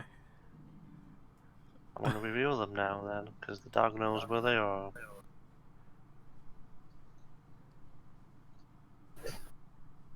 He's barking at them. The big boy is like, no, you're not taking my loot. He was casting a spell of sorts. I don't have a counterspell.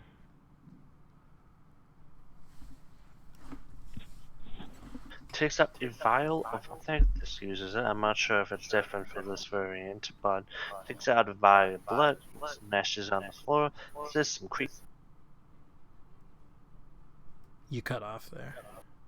Takes out a vial of blood, says some creepy shit, and he says something about a shark, and then appearing from the blood, it just kind of starts moving in front of you, Gherkin. Next to him, where the dogs are, you see this smaller, almost fiendish-looking kind of, I want to say land, but definitely an air shark. Not very small at all. There you go. It's like dog size. It's a giant fish! Yeah. A very underpowered fish, because I'm nerfing it because it's too strong. Okay. But yeah, the fish appears, and it rolls initiative. This is a baby shark, not a big shark. Baby shark doo doo. Oh god. No, nobody? No.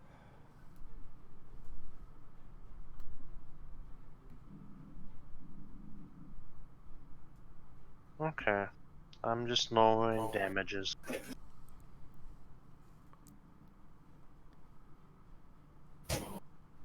Okay. All good to go. Shark is not amused. The shark's turn is actually next. Isn't that convenient?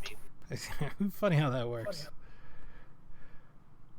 I've given, well, it's a stronger monster, I've cut it down, its hits down a bit, I'm taking half damages and stuff like that.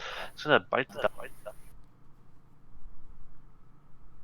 Uh-huh. It's gonna eat your dog? Yes. It just, the dog just goes, it eats the dog like a noodle. Just kinda goes straight in its devilish maw. Space cop! No, Drika!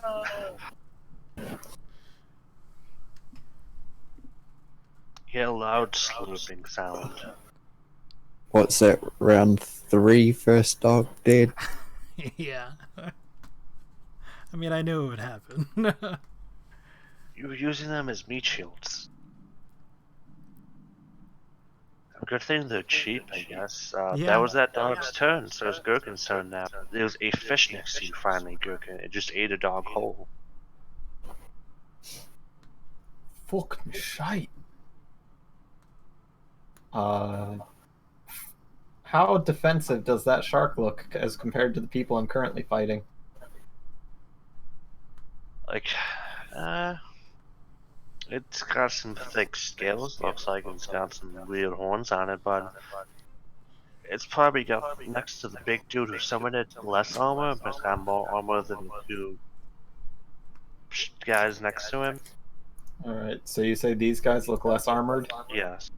I'm gonna go after him then. Does a 16 hit? That hits. That's 21 damage. Oh, I get to re-roll that one. Ooh, That's 24 damage. Decapitation. That means I get an extra attack. Yes, it does. So I'm going to attack. I'm gonna move here, and I'm gonna attack that.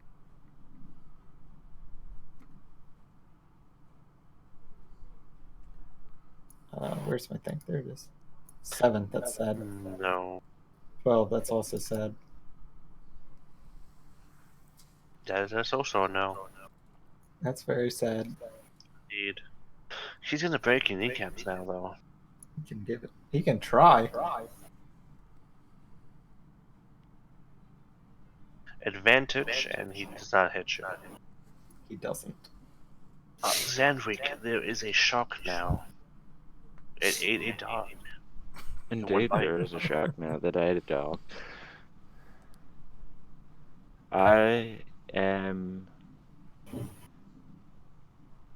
believe it or not, going to emerge from the shadows and run over here, take an attack at this guy in the middle here with a scimitar.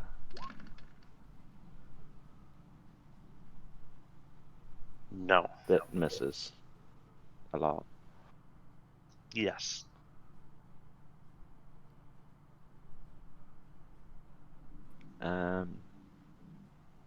Well, I'll use my bonus action to disengage.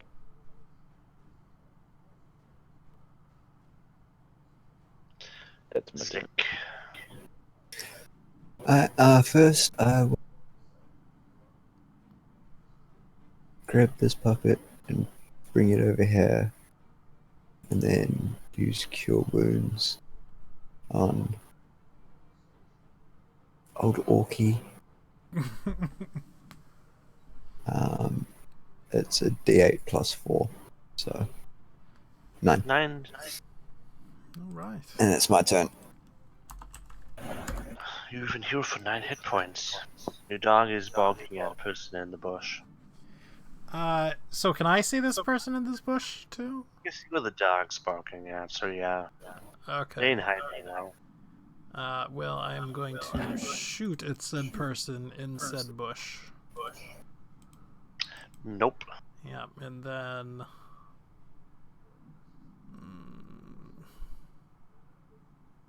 Fuck it, somebody else can tank.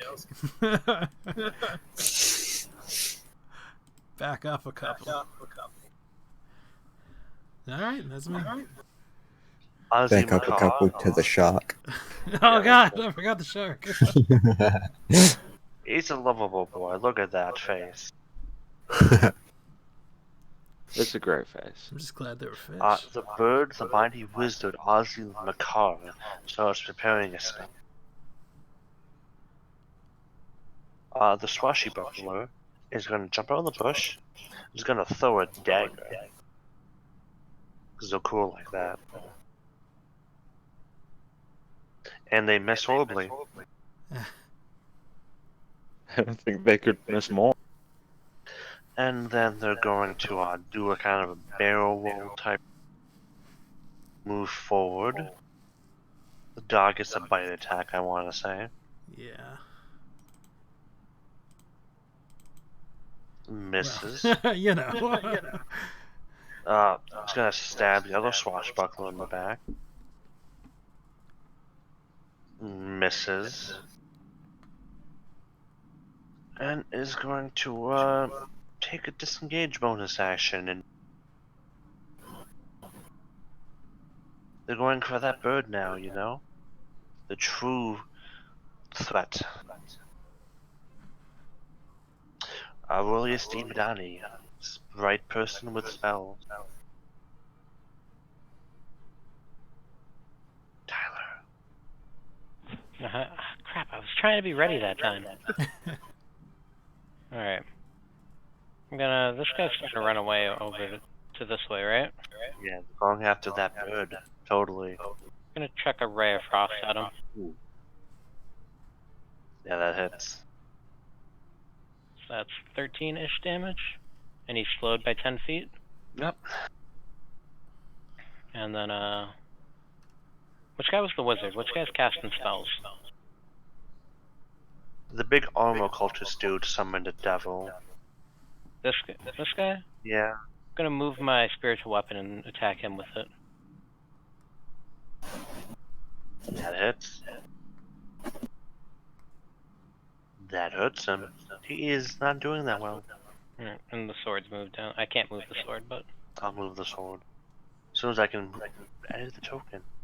Yeah, that's fine. Firefox. Shank. Swish. Boba and Sofu. Okay, Borbu's going to attack the one right here.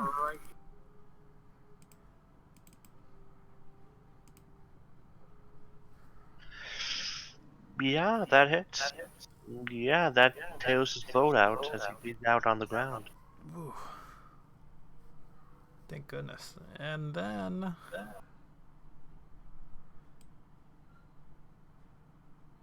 Gonna move over here and try to tie up this one. Okay. And this one's going to come around to the other side and attack. No. Ugh. Second one? That was the second one. I did both right there. Okay. Because I knew they were Okay. one right after the other. 18 is against them too, or was that against this one? That was against him, yeah. Okay. His friends, he's dead too, actually. Tiga is in the bush. Yeah, she's gonna move forward and give an attack on the one. The speedy one. Nope. Yeah.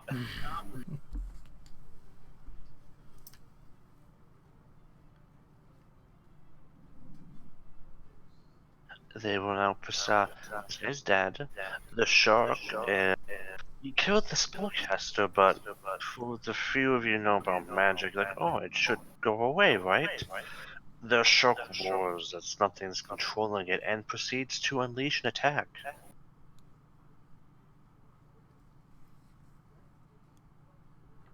This kind of sea cold mist starts emerging from his mouth, and I'm gonna make this a 30 for instead of 60 because I didn't low everything else down.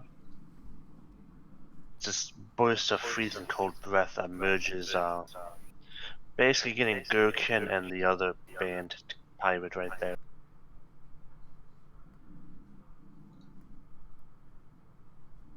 I need a Constitution save from Gherkin. The bandit fails and is probably dead. The bandit is dead, shark frozen solid, and Gherkin, you take 12 damage, and this bandit sent flying into the rocks.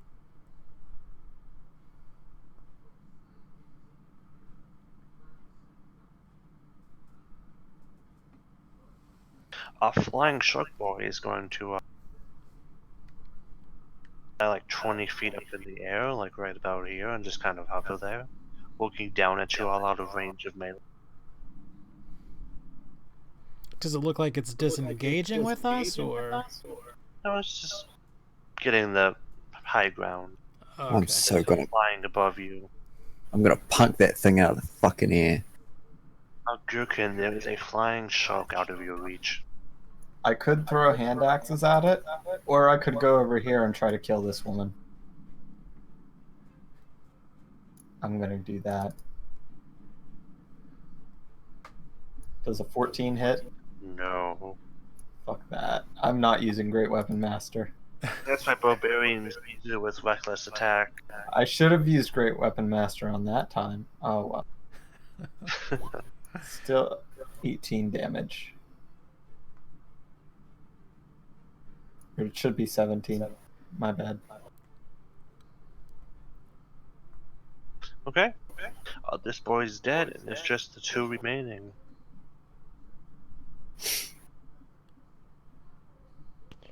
Then I'm gonna notice that he's running towards my macaw, scream out Aussie, and then chase after him and try and stab a scimitar into his back.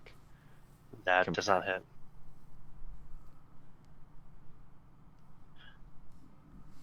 Zix. Puppet boy. It's a girl.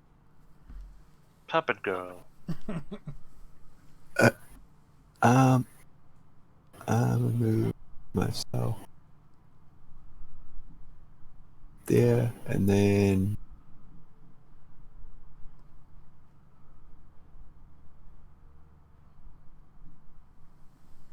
does that hit it? It's on a weird spot. Where is that? It's kind of floating, but that. What are you shooting with? My manticore.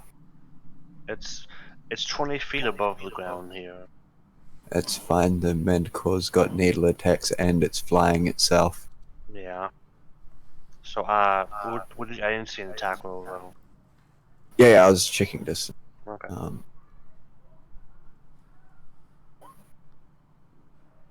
Those hit. Ignore the crit, obviously.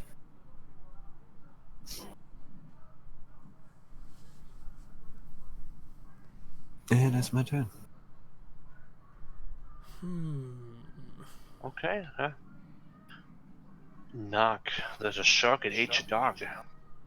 Yeah, I'm gonna have to go 5, 10, 15, and try to hit it with a sharpshooter. Probably fail. Oh. Nope.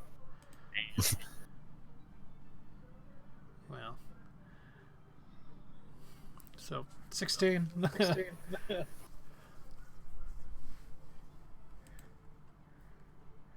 that hits.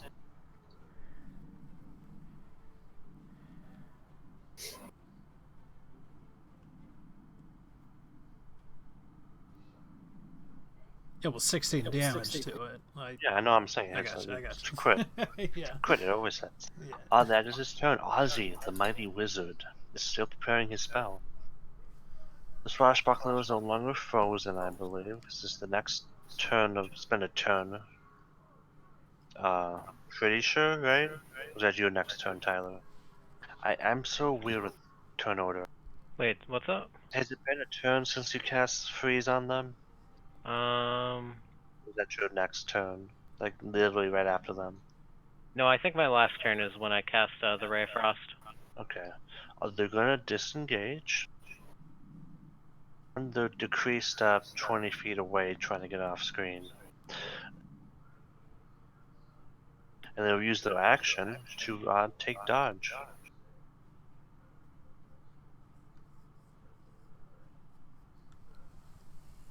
Now it is your turn. They are unfrozen. It's my turn? Yep.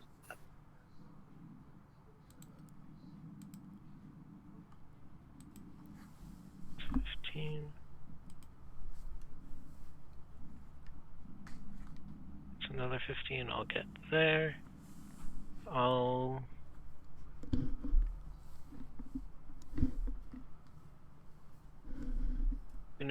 gonna shoot a Toll the Dead at her, actually. Okay.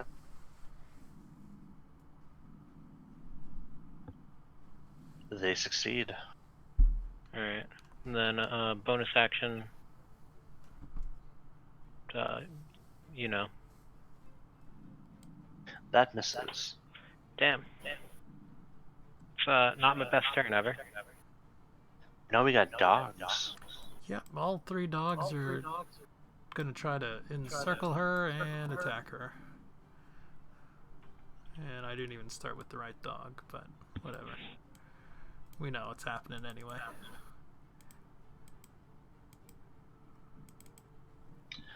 Disadvantage because they dodge. Those all miss.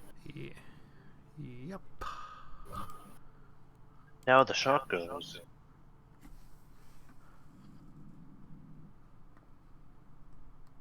Let's see. 1, 2, 3.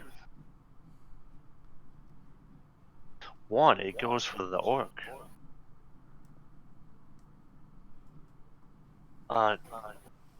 Knock. He got a flying fish coming straight at. Please be alerted. Yeah. Is it still flying or did it come down? Kind of diving at you. Okay, I gotcha. I will endeavor not to die.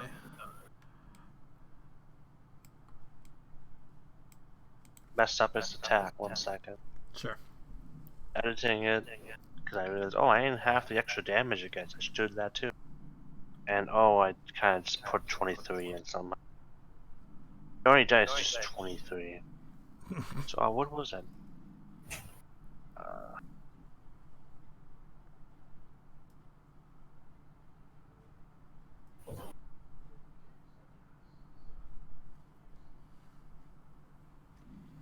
That's halved too, and there we go. It's gonna bite you. 15 is a miss. It does not like that you would not get in its stomach.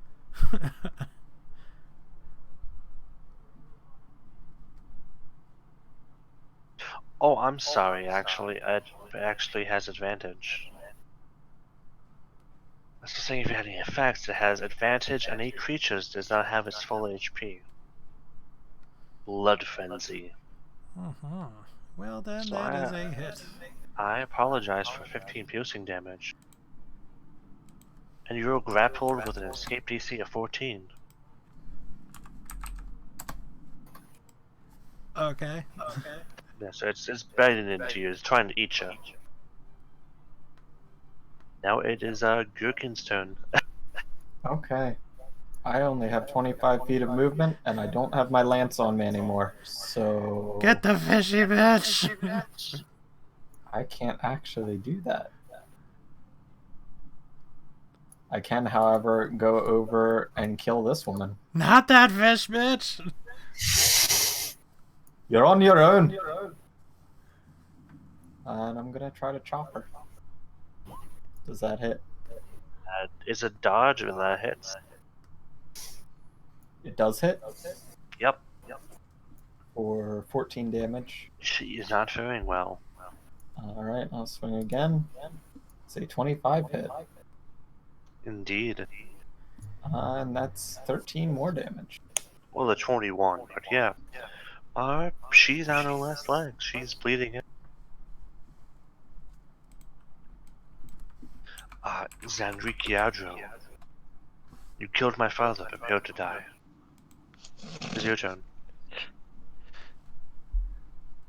Oh, this is a tough decision. I can really go one or two ways here. Do I fight the fish or do I fight? Fight the fish! I got Grim. You focus on the other one. I will take that advice and run over here and just do my absolute darndest to stick this scimitar into his head. Just missing, isn't it? Disadvantage, that is a miss. You're not getting attacks today. Hey, first things first, Grim, do you want to heal or do you want advantage on attacks? I would rather a heal. Alright. Well, first I'll use my bonus action cast Sanctuary on Grim. And then I will use my action. Oh. No, sorry, I won't be able to heal you. I'd rather go with that. So. And I'll move my Manticore there. And that's my turn.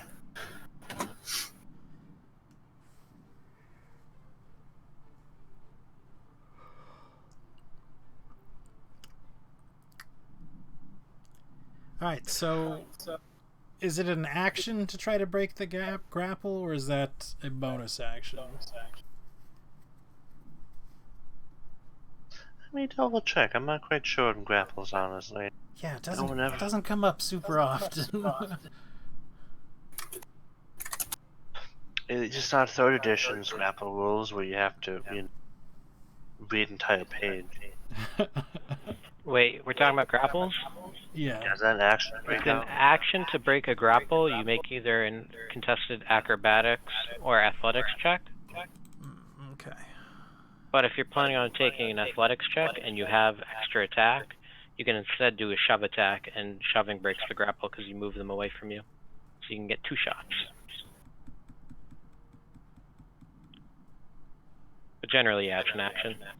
I gotcha. Well, I am going to try to break the grapple. And you said acrobatics or athletics in this one? Yep, and then the other person makes an athletics. Yeah, I will make my acrobatics. Has a DC of 14 in the attack, so you have to beat that in this case. Okay. Escape DC 14, You yeah. not failed. You failed. You are still being eaten. And you're grabbed, but you can't move. Yeah. It has advantage on attacks with you, I think. No? No. It doesn't have grappling. Oh yeah, you can't move. Have fun. Is that your turn? Yes. The parrot squawks. The swashbuckler is going to attack people.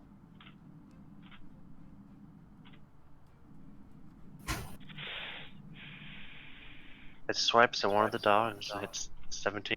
Mm-hmm. It does 8 damage to this dog. Alright. And then disengages and runs 30 feet off screen. For the sake of it, I'm moving them down here. Just more running away kind of thing. They're 30 feet. Yeah, we can't see where you moved her, because dynamic shadows and stuff. Well, the two chasing her can. Yeah. It is now Tyler's turn. Alright. That guy's still alive. What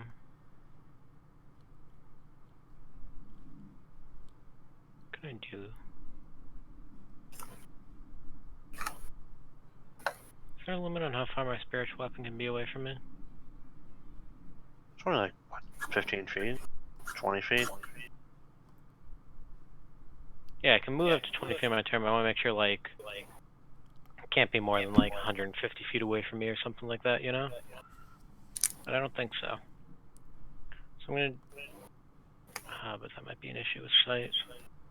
Alright, I'm gonna focus on this dude. I'm gonna chuck a guiding bolt at him. Assuming that's a hit. It'd have advantage. It is indeed a...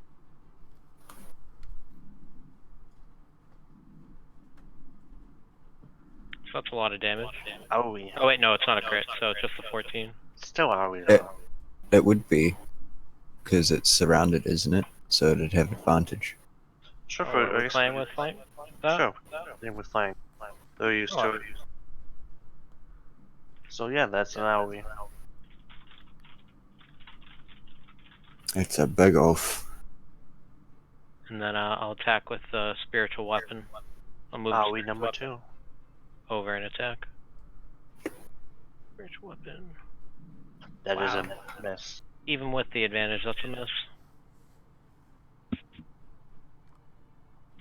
Yeah, man, 26 damage is still nothing to shake a stick at. And then that'll be my turn. Daggos. Well, since the thing... Like, how messed up is that one lady? Like, on a scale of 1 to 10. Do you want to be saved from being eaten alive? Do you Very want to bloody, or... Yeah, no, they would all break off and attempt to come towards us. Or me, rather. So I will just...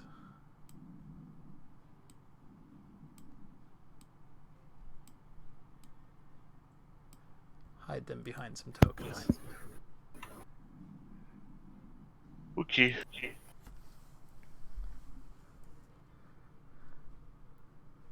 Oh, I hit the wrong button. The shark will now proceed to try to eat the orc. Wisdom saving throw. Sanctuary. Good thing it's the devil. Oof. Yeah, that saves. Modified saving those, but yeah, even with like a -5, I'm pretty sure that's... It would be 15. It's my spell Yeah. save, dude. So does a 16 hit you? 16 does hit me. It proceeds to swallow you. Oh god. You're now inside of its stomach, you are restrained and blinded, and you have total cover against attacks and other effects outside of the shark. I'm just going Start of the next turn, you start taking acid damage. kill the fish. Only from inside the stomach, it sounds like. Yeah, your orcish friend has now been swallowed halfway by a shark. Birkin, your turn. Huh. I thought he could deal with it. And I will run my 25 feet to there. And start throwing, drop my sword and start throwing hand axes. I think with disadvantage because it's more than 20 feet away. Does a 13 hit? Sailors. No. Then I throw 2 hand axes that miss. They are in the ground. Alone. Zenri Gadro. The other swashbuckler is getting away, but your friend is being eaten alive. And at this point, I would think that there's totally enough people around the one getting eaten alive, and I would keep keep going after him. He Okay. looked like he was going to attack Ozzy. Well, they're running away. Yes, they're going after your parrot specifically. That is a hit.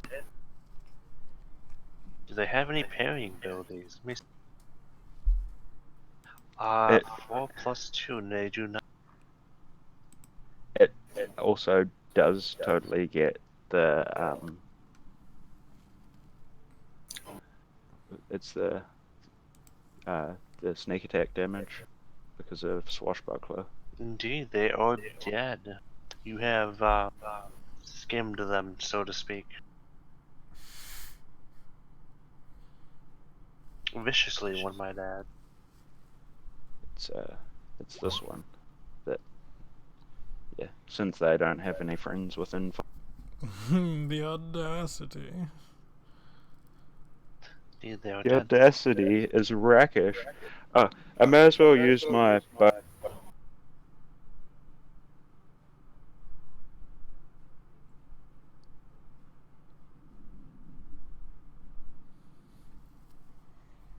Okay then. Zix, your friend is being eaten. Yes. Yes, he is. I'll basically just bonus action. Elrich Joe, Blasto. Both. Bonus action is Poet Slam. My action is my cantrip. Those both hit. The shark is not doing so well. He's kind of looking like he might dissipate soon. Also, Grim Gograshkanak, you're in a shark. So what can I do in a shark? Not much. Except. You're blinded and restrained. It takes like certain amount of damage. It makes a con save or buff you up, but nothing about. Let's see what restrained. You're also blind. So that doesn't really apply much. Your speed is 0. Attack rolls against you have advantage, and your attack rolls at disadvantage, and you have disadvantage on dexterity saving. So you can attack with disadvantage to try and And get you're out. blinded, which means you can't see, and any ability check through critical sight fails, and you have disadvantage. Which he already has anyway, so it makes a little difference.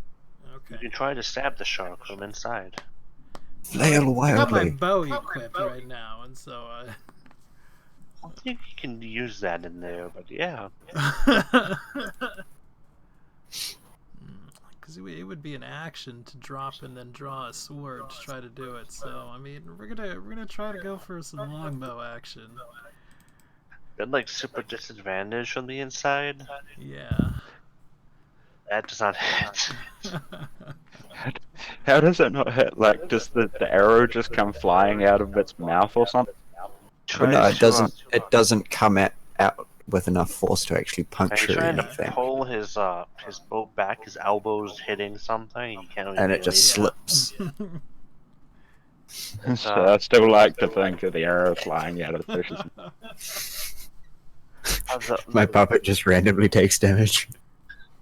This arrow and the fish just most all of a sudden just arrows in the side doesn't do anything though.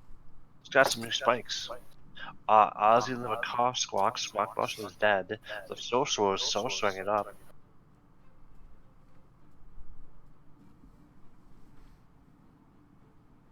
Have something Man, I better than gotta teach prestidigitation. Gotta teach Ozzy more words than just. Tyler, Jasper, Damn. Alright. Steven Universe Avatar. I feel attacked. What, Jasper? I'm gonna hit the fishy with Toll the Dead. Bum bum bum. Modified saving throws now, because it has too many. So it's just gonna get a +5 instead of the +1,000,000 it has. Oh, is that? Oh, does it have? What the hell is this?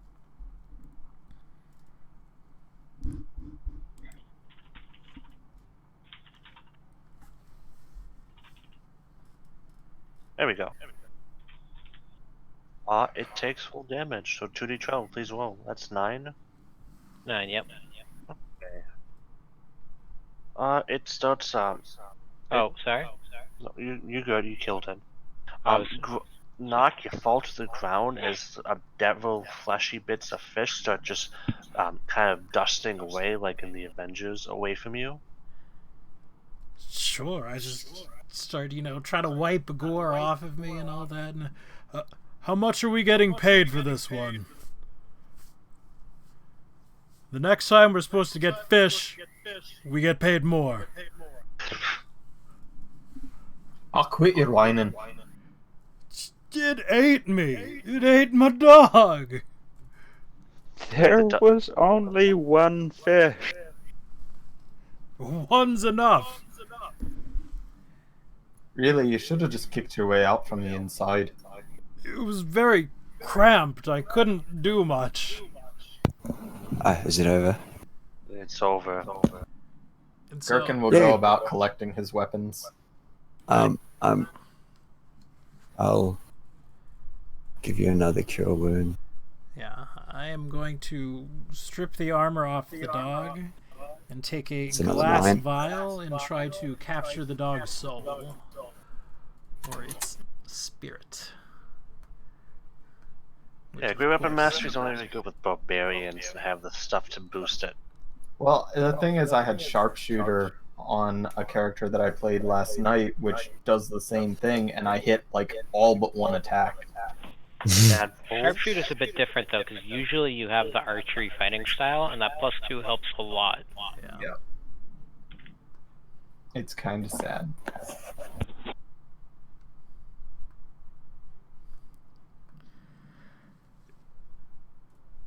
Are you going to loot the piratos? Sure. Yeah. Man, Did the shark's body disappear? Yeah, it dissipated. Okay. magic shark. Yeah. They were saying something about some sort of treasure buried around here. Right? Yep. Yeah, did it look believe like so, they had yes. started digging? They started digging right here. Well, I'm gonna start digging right there too a little bit. I'm gonna start looting the bodies. Zick. I'm kinda- gonna just try and loot the swashbuckler and then move back over to the rest of him.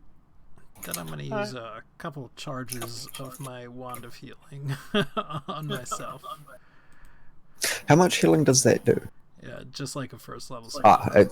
It's a cure wounds here, so it's the same Yeah, as my exactly. cleric. Yeah. Oh, but you wouldn't get the bonus too, would you?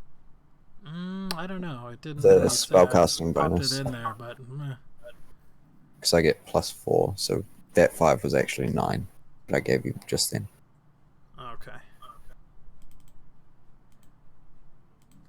And I have 2 more casts left until the rest. Okay, between the potatoes, the dead people, and the treasure, you find an ornate kind of iron chest locked and buried. If you want to try to break it open, you can feel free to. Can anybody pick locks? Well, I can. I can kick probably locks. could. I sort of gesture towards it. I'm pretty good with the thieves. I'm pretty good with the lock. Same. If someone tries to pick a lock, I'll give them a guidance. Well, I've got my my that, which I'm not sure if it's in there, but in somewhere, if it's one of my personas, which persona I have for my thieves kit because it's a tools I'm proficient with, I double the bonus, double my proficiency bonus. Yeah, well, the thing is, I have, like, double it from that, Yeah, you actually have a rogue. and double it from that. Oh yeah, So I've got double. yeah. So you'll be better. So you take the advantage and roll it. between both of all of you, come up with in the bodies and the chest, you find about all this stuff. That's still good enough to open it, even with a natural one. What? Plus 1d4. Plus 1d4. So yeah, Oh, you yeah. Wow. That's still hilarious. it's not technically a fail, it's not an attack, but your 15 is enough to open it. Find these items. I'm using Donjon. And 300 gold.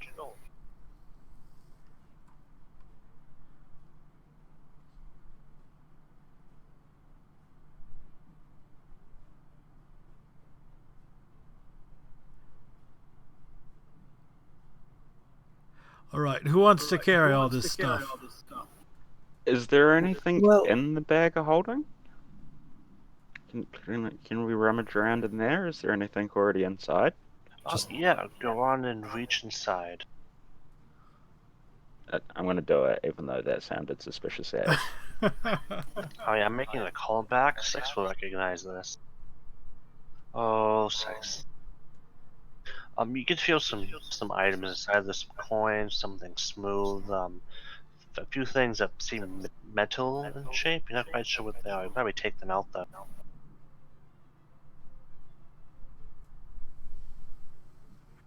Yeah, I'm just gonna grab something at random. Well, you grab something at random. Make a dex save. Oh, hey, there was a bag of holding in there. Yeah. Who's getting that? Hold on. Well, I already have one, so I don't exactly need it, and I don't need a rift to the astral plane either. Oh, Zanric, as you take out a bundle, like some sort of amulet you grab, a hand comes out of the bag, slaps you rudely, and grabs the amulet back.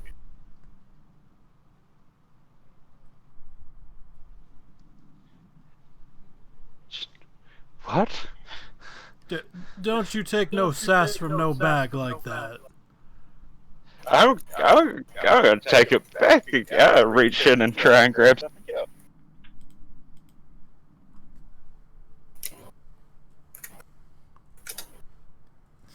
Show that Oh. bag what for. Now the dex save.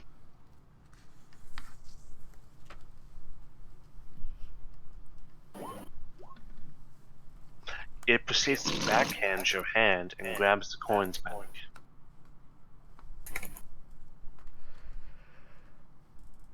You seem to be losing the Now- fight. What would happen if I turned it inside out? You don't know. I'm gonna start to turn it inside out, and if no one stops me, I'm gonna go. You turn it inside out, all the stuff starts falling out. There's about 20 gold, a golden amulet with a ruby in the center, and just some like fine silverware and stuff like that in it. As you look at the stuff on the ground, you notice a hand is kind of just comes out somewhere in the seams and kind of just folds the bag back over, so it's right side in now again.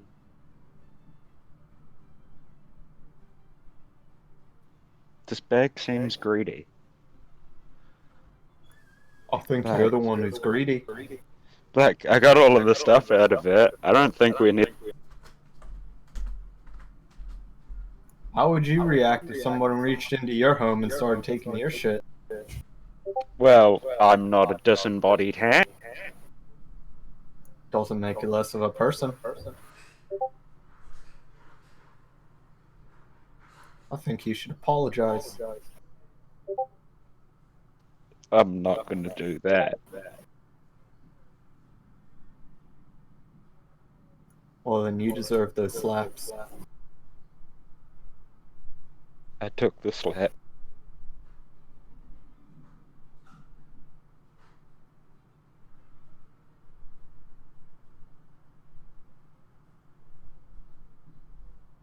Yes, who is taking the handy bag? I'll take it if no one else wants it. I don't want it. Like I said, I've already got a bag of holding. Literally not. You gain a handy bag. I'm just gonna move that into the loot page I made for y'all. You can add. I grabbed the oil of slipperiness. I already pocketed that if no one was paying attention.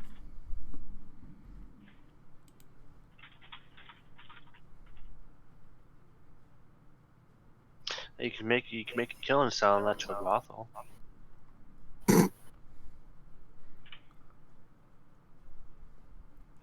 But here, there's still elemental gem of water, a polished stone mask, a ceramic medallion, a leather belt with azurite set around it, a feathered vest, and some leather boots with fine buckles.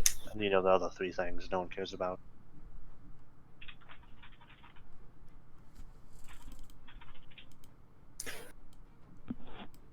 I wouldn't mind taking the elemental gem of water. Yeah, go for it. Alright. I have a... What's it called? Handy bag of holding? When you use the action to break the gem, you cast Conjure Elemental, which summons water. Actually, no, that's water, right? That's what it says? Yes. Yeah. Okay. And 'Cause what was that's, everything that actually fell out of the bag? truly gold, a fine set of silverware, and a ruby embedded gold amulet.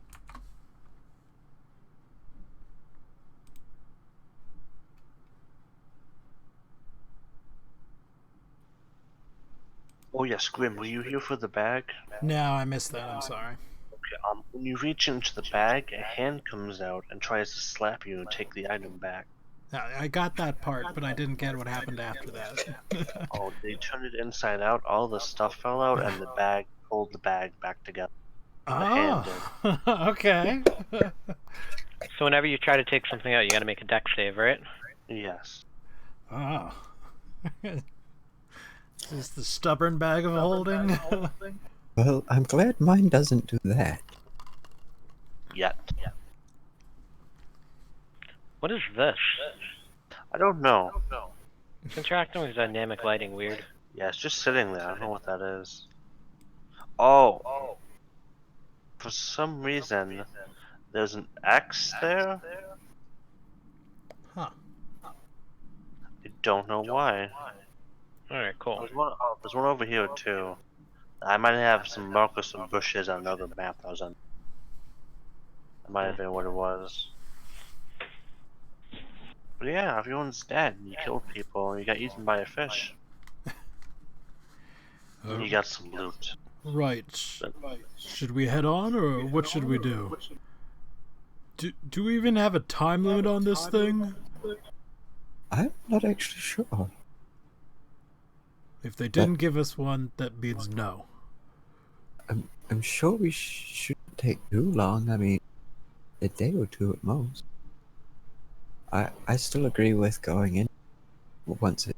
Well, I suppose by now it's stopped.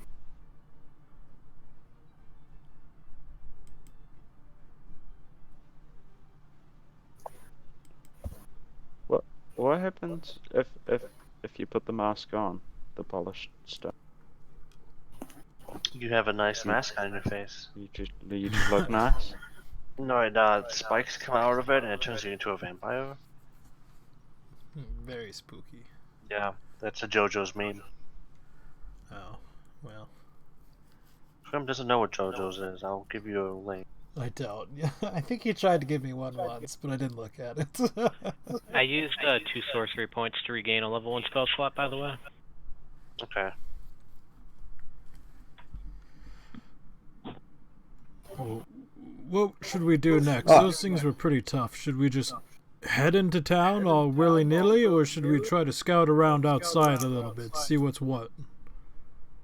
I think we should try to keep on the down low, you know? Scout around, get a view of things.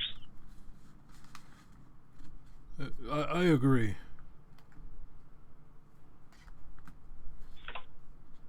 Who knows? Maybe we can put on disguises and sneak into town. No, I don't like disguises. Never mind.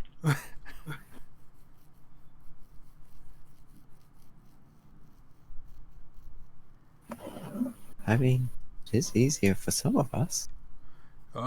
What should we do with these bodies here? Do you think we should bury them, leave them, what? Well, Bury him where the loot was? it's not Seems a exactly bit consecrated ground, but yes, it's already a hole here. Yeah, but it's more send a message when they come to find their loot, they find their meat. Well, by the sound of it, they were stealing. Look, I mean, my opinion on it is they can rot. They made a big fish that ate me.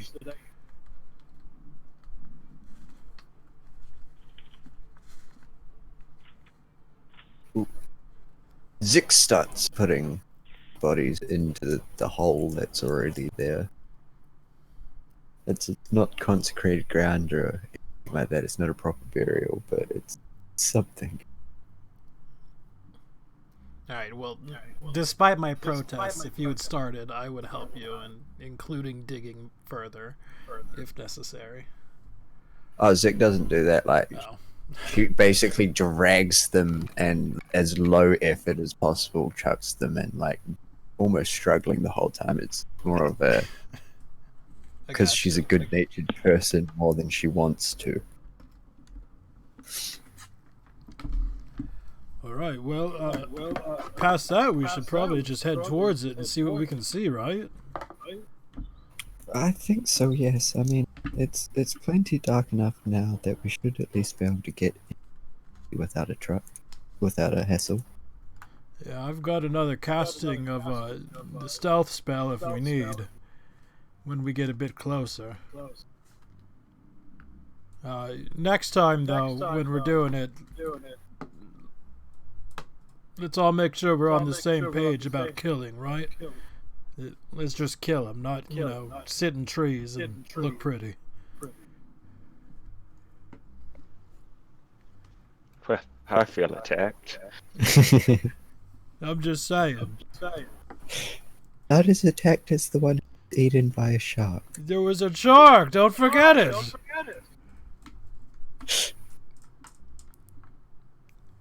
Well, I think we start heading off to the town then.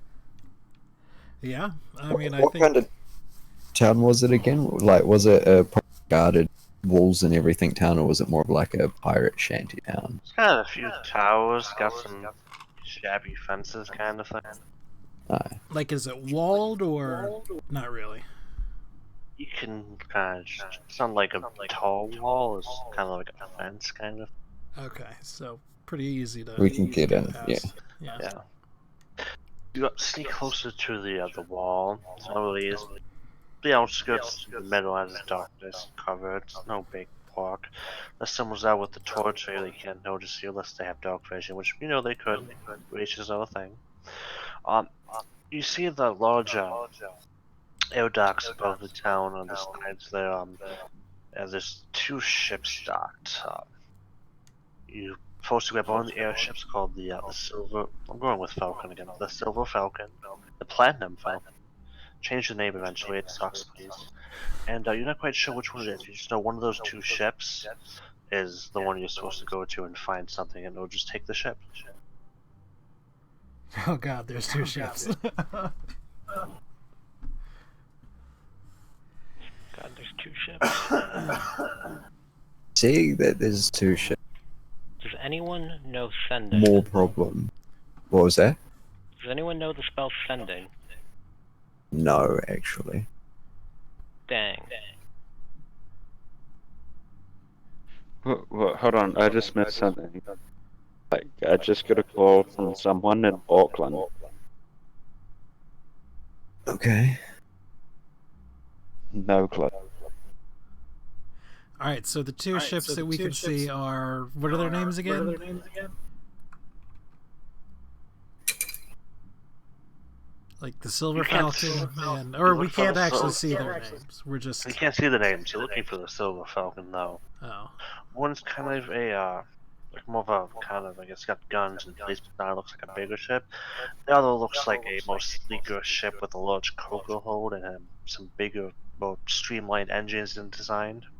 You were told that it was a fast ship that ran cargo and stuff like that, a smuggler's ship. Is one of them silver? You can't really tell from this distance. One looks It's not more in the middle of the night. one looks more like a battleship. It's bulkier. One looks like a faster kind of running ship kind of thing. Can we tie them together and take both? I mean, if we only need something from the hold, small one, get away with the big one too. I mean, I can't fly a ship. Well, I'm just no, saying I'm that saying, right now. We steal whatever's in But they the want one. the ship, right? They want the ship and whatever stuff is in the ship. Oh, Like a whole package deal. well So then, let's I guess. just figure out what ship it is, sneak on, and fly away. Easy peasy. If we take both, do we get paid double? That is a Let's not get too good greedy. question. Can always I mean- come back. Even if we don't get paid double, we have a ship. We can just steal the other one later. Yeah, exactly. Well, it's a ship. What's it gonna do? Where's it gonna go? Well, I imagine there's a good chance that it might try and follow us unless we sabotage it. Even if we're faster, it could take us down before we get too far away. We should set one of the ships on fire. And then take Agreed. the other ship. For once, I agree with that plan. For once, I actually have to agree with setting up a fire. Oh, but when I suggested it, you're like, no, we can't burn down an entire village. It's an entire There's a difference village, not a between a village battleship. and a ship.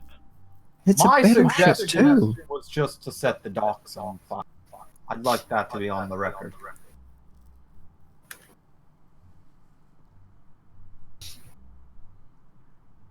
Oh, how far away from the ship? Oh, yeah, a few hundred blocks. That's more the other side of town if you can have to walk Oh, through okay. it. Does anybody have any oily rags? No? Damn it. I literally just got oil of slipperiness that can work by a grease spell. So let's just cover a 30-foot area and set it alight. I have some incense. Does that help? A little bit.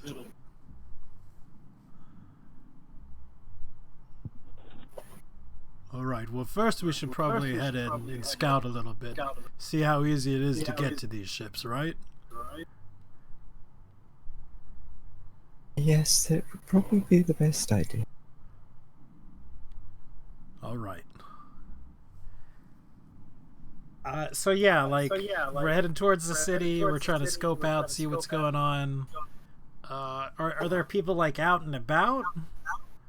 There's a few people making rounds around and drunken kind of debauchery going on. You know, the normal stuff like someone being sacrificed with a ritual dagger in the middle of an alleyway in a pentagram kind of thing, you know? Okay, and my follow-up question is how long has it been since we first got here? It's probably been, to get after the sneaking stuff, the fight, and getting here, half an hour maybe? Okay. So we're still technically under Pass Without Trace Oh, nice. for the next 30 minutes. It should be plenty. Oh, was that just a spell? Huh? Is that a concentration spell? You at know, all? that is a concentration spell, so we're gonna say it's broken when I was eating. How about that? I'll renew it. Well, I pack away my cleric, and I have my manticore flying in the air, but I'm also currently shifted to look more in tune with the area, less, ghostly wraith looking. So I'll take on a half-orc persona. Okay. All right, well, I guess we're gonna head towards where the ships are. Try to get as close as we can before we see like a ton of people. You know.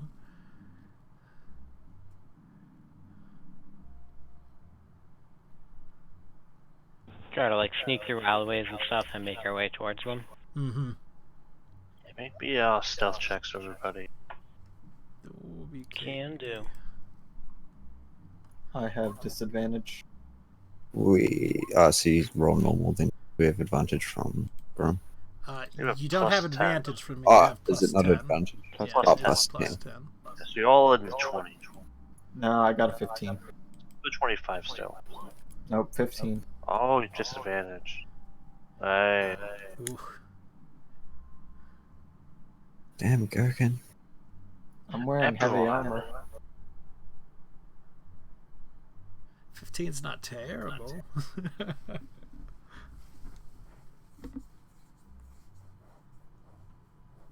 Is it November yet? Want the new book? Yeah, man, that's pretty cool. Releasing an Eberron book. That's not Wayfinders. Finally. I just saw a screenshot of a cover. It might be Rise from the War kind of thing. This might be like a campaign adventure book kind of thing. But yeah. I don't really have a town map unless you really want one. If you need a countable user kind of thing. Yeah. But you're sneaking through the town, apart from the dwarf kind of, you know, being clanky.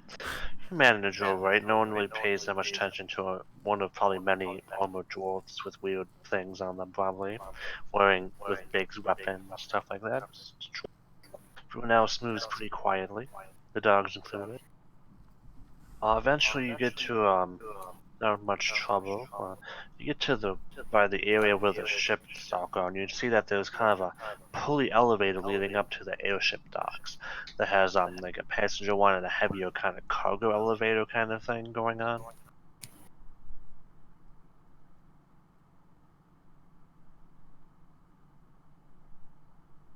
Oh. Is there anyone at the elevator? Oh, it's pretty empty. There's like a single one that services both the ships. Yeah, it's kind of a combined dock kind of thing. Okay. There's like a passenger elevator and there's a bigger cargo elevator. And those are the presumable only way to get up to the ships. Unless you can climb or fly. I cannot. I chose winged boots as one of my items, so I can. So you can fly. I can fly. Can I get my macaw to carry me? No. You go in the back of holding, hold your breath, maybe. Let's sit and watch it for like, I don't know, 10 Yeah. or 15 minutes. I wanna sit and watch, and particularly watch for anyone who walks past, and I'll make note of what they look like. I just want to see So if these I things can- are in use, you know. Or Well, I'm since thinking it's if- nighttime, it's shut down completely. Yeah, I'm also thinking if I see someone who's meant to be going up and everything, then I can take their place. You sit around for a little bit, make a perception check. Ugh.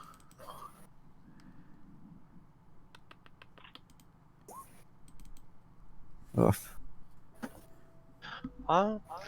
You don't see any of the lights turn on the thing, and you can't really tell that much through the shadows, but it looks like it's been staying all day. Okay.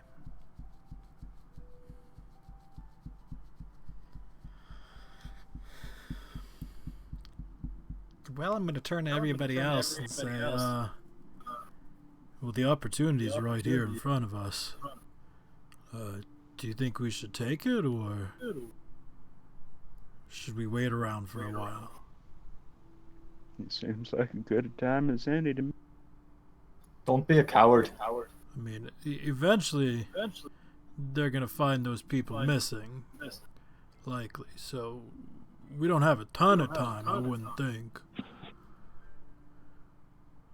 All right. Cool. Well, Let's go. quickly then. no reason to waste candle light. And then yeah, we're gonna. Well, I'm gonna. Whoa. Would we all fit on this like smaller passenger type lift? Or... Yeah, should fit all of you. Okay. My you- manticore's just flying up with us. Are you all going to the elevator? Yep. Yep. You arrive at the elevator. There's not really anyone around. You get into it. It's kind of one of those like open kind of cage elevators. It's kind of a metal frame with like closing kind of, gate kind of thing. You see it has kind of generic switches you'd expect from this. There's a mechanical winch on top, pulls it up. It's powered by elementals, all that kind of jazz stored in it. And it's got a up, it's got a down. And that's all it has. All right. Well, I'm gonna get on it. Can we see? Yeah, like there's, I assume, a lever to pull. There's a button. Ah.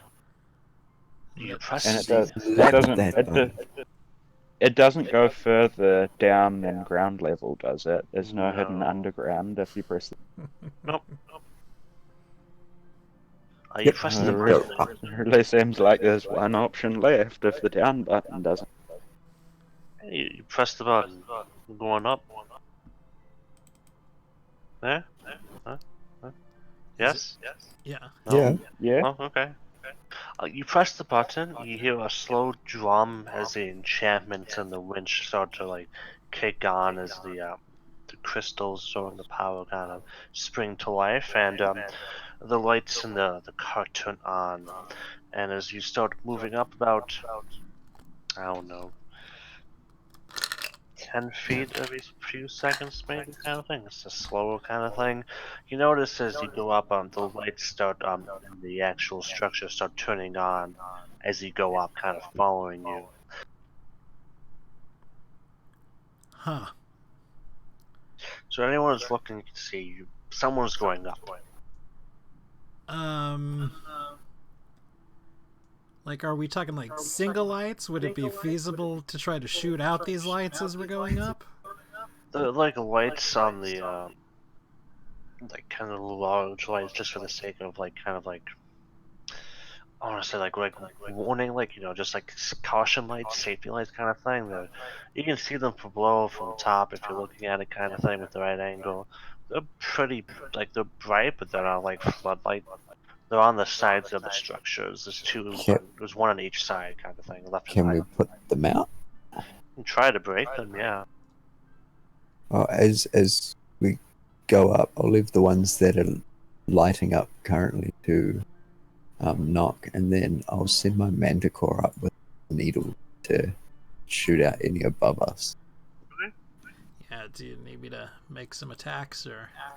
Yeah, make a few attacks. Ugh. You one arrow goes wide and lands there. You're not quite sure where. You're able to hit two of the lights. You're able to knock some of the lights out. The glass breaks and shatters, and they just shards falling to the ground. In a huge fire. And one of them sparks with lightning energy inside and just sets the air ablaze. No. There's a sound of glass breaking high above the town and glass falling from the sky now. Maybe a few sparks. So the rest of the way up is dark if you break all the lights, but the few below you did turn on and off if anyone caught a glimpse. Mm-hmm. You're slowly creaking up to the top. There's an open platform made out of like wood and steel and stuff like that. There's guard railings and there's a few benches around where people can sit down. You see the top of the cage and the winch kind of creaks to a stop. In front of you is a large dock. There's a left and a right kind of thing. They're pretty wide, pretty strong. It's all kind of catwalk supported down railings and stuff like that. It's about 5-10 feet wide. Enough to move boxes and people in and out. One goes left to the bigger kind of battle pirate ship, and one goes right to the sleeker ship. Um, Sleeker ships. That's some more fancy engines and stuff you can see now. It's a different, more of a grayish color you can see. The other one's more of a brownish red. The bigger one is, and you kind of see there's additional wings and aerial designs in the smaller one for the sake of maneuvering and speed. As well as like more larger kind of longer engines in the back. No. There's no one up here, but the lights at top as you land and the gates open do turn on.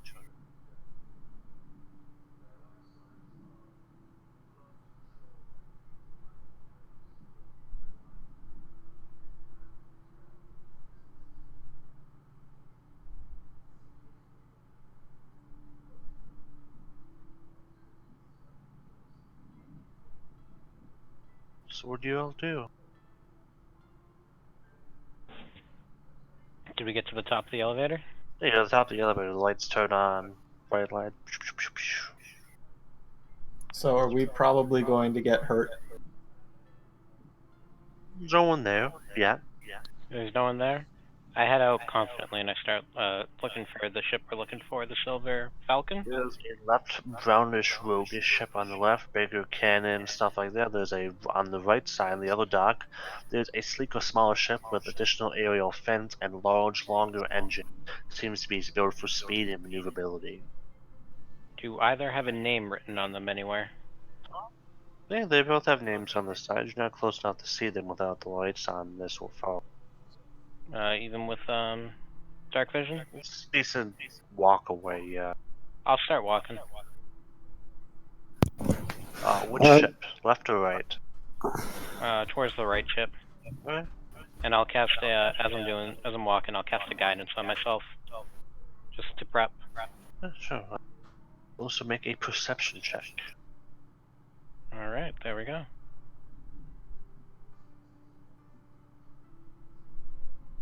And guidance. 16. You get closer, you can see making out the colors even in the dim light. It's more of a ashen gray, and you see a bright silver engraved letters on the side saying the Silver Falcon. I'll turn back and shout out, guys, it's this one. So we burned the other. Yes, I let suppose so. I'll let everyone start burning the other one and get this one prepared to steal. Okay. Because I suppose you need to like tie down the main sail or. Who is going to which ship? Or if you don't want me to burn it, I could always summon Rocky and have him sink it for us. Either or, but I'll help. I'll go help prepare the ship that we're taking. I don't think you can sink an airship. I think you just make it fall. Well, that's sinking it into the air. My plan was to have my Earth Elemental just go bonkers on the thing. Who's going to destroy the ship? Who's going to prepare the ship? Jerkin absolutely wants to destroy the other one. Okay. I'm on prepare duties. Okay. 3 for prepare. What is the Ranger Orky doing? Man, I'm still a bit hurt, but I would probably go and destroy as well. But I would leave the dogs. Okay, you all both walk down your platforms and stuff. We're gonna start with the preparing group first. So you three up into the ship. Catwalk's open. You go right on. You notice there's been damages and stuff as you walk onto it. It's kind of thrown around, bits and stuff kind of tossed. There's ransacked kind of thing. Structurally, it's all sound, but some of the instruments and stuff have been smashed up top. If you go back into the pilot's den, go down below. You can see all the instruments, the magic item that controls the ship, and the elemental that powers it. and some charts and stuff thrown about. It's kind of books and kind of a ransacked room of notes and journals, stuff like that. Maybe some food. Yeah, the right ship, if you're not sure how old that was, is the Falcon. The left ship is the ruddy batter. Okay. It's got a ram on top and the front of it. It bats people, kind of thing. Not for long. But as in you preparing the ship, what do you go about to do it? Do you try to look around for anything? Do you go straight to the wheel and try to tune to it, kind of thing, with your stonemark? What do you? I start looking around the ship, looking for any sort of like weapon systems, like anything hidden on the ship, like any goods on it, etc. I go down to the cargo hold and see if I I'll let someone Or else worry anything about else. controlling the ship. Sure. yeah, we've got our dedicated pilot. You go to the cargo hold, you see broken crates and stuff like that mashed about. Stuff's been looted. There's kind of still some goods maybe torn about here and there, but it's all been kind of soiled and spread out, kind of. Anything that looks like what we might be looking. I'm not sure. If anyone's looking for any hidden compartments or stuff like that, you have to make an investigation check. You do manage to see there is some controls for like port side, like port left and right side is kind of I want to say ballista, but like ballista type things attached to the side. You can use it from the inside, kind of thing. It's retractable to help with the aerodynamics. It slides out. As for your investigation check, you don't really find anything. Just a lot of stuff around on Should I have made a investigation check? if you want to. Yeah, okay. Between guidance and my mark of detection, I get 2d4. So what is that total? That's another d4. So it's a total of 12, 14, 17. Yeah, you're going through the hold, and you do notice that in the middle, under some of the broken crates and some of the whatever substances that are on the floor, there is a more slightly hollow hidden panel below, between the base and the actual thing, and you can pry that open. There's a bit of a reinforced steel kind of carriage in there, like a holding place in there. In which inside you have a about arm's length long chest with runes and stuff engraved that glows slightly on it. It is locked.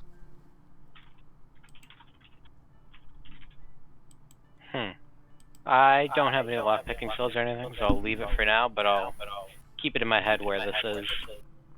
As for the pilot, you get up to the pilot's chamber with all the instruments and the wheel, the enchanted wheel to control the ship. Are you trying to start the startup procedures and stuff? Or are you looking around for charts, anything about it? What are you doing?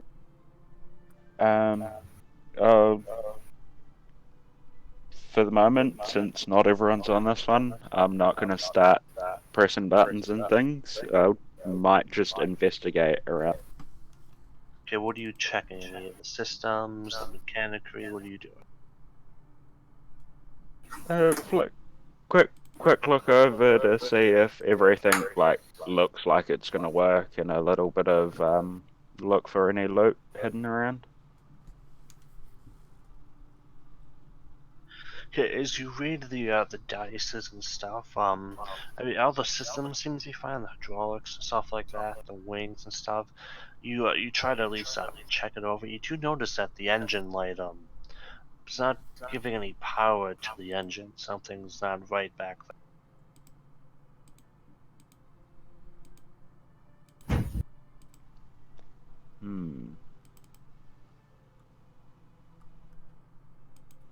So there's no power to the engine. There's no power coming from the wherever the link, like the status is on, and saying there's an engine and it's on. There's no power coming from the engines. We have to check it out.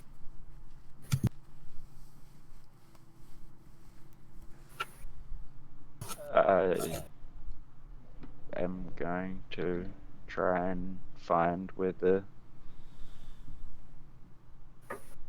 You do engine. know from a ship like this is probably in the back of the cargo hold, so you do head down a deck after you make your way in the darkness around a bit, and you eventually find a heavier set door in the back of the cargo hold. You find a few broken boxes after a few minutes. It's unlocked. You can go straight inside if you want to. Yeah, just You open the door, you can see the various gauges, instruments, pumps, and all that stuff leading to the engines and mechanicry. The large crystal set in the engine with power sources and the the connectors are there to actually power thrust and the enchantments. You go over to you notice something wrong straight away. You go over to the crystal, which usually contains whatever elemental, fire, air kind of thing, usually powers and thrusters, and you notice it's empty.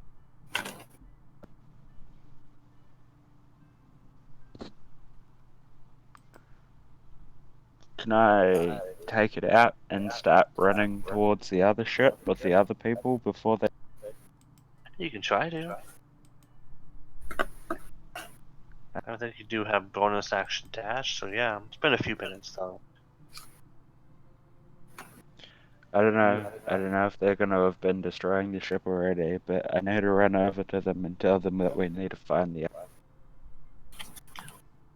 You begin your haste and dashed over to one of the others. Holy shit, stop. On that note, we cut over to the other two going to destroy the ship. So, Gurkit and Knock, what are you doing?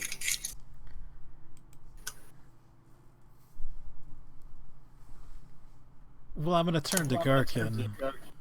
Do you want to give this all a quick once-over, or should we just, I don't know, head into the bottom and light some fires? I don't think I've ever sank one from the inside.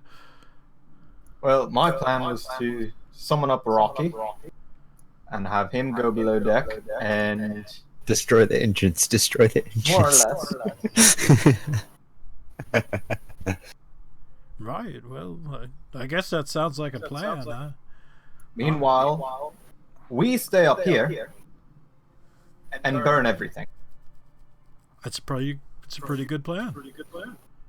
Literally just in it for burning. It's definitely not a bad plan. So I will use my stone of earth elemental control to summon my earth elemental. And I will give it the commands to go below deck and smash anything it can find, particularly pipe. Yeah, and I guess I will just head to whatever the opposite side of the ship is, use a couple of flasks of oil and start a fire.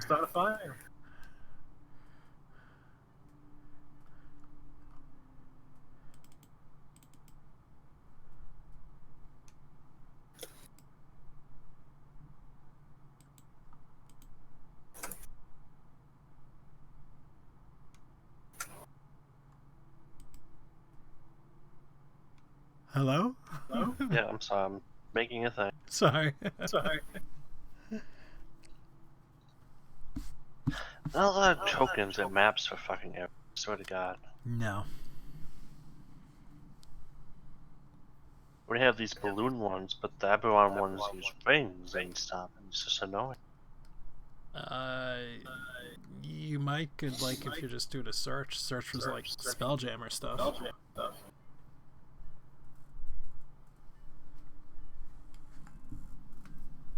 Yes, those can be anything. I do have a lot of them, but they're just regular kind of maps, and they do have wings and stuff still. Like, they're interchangeable, honestly.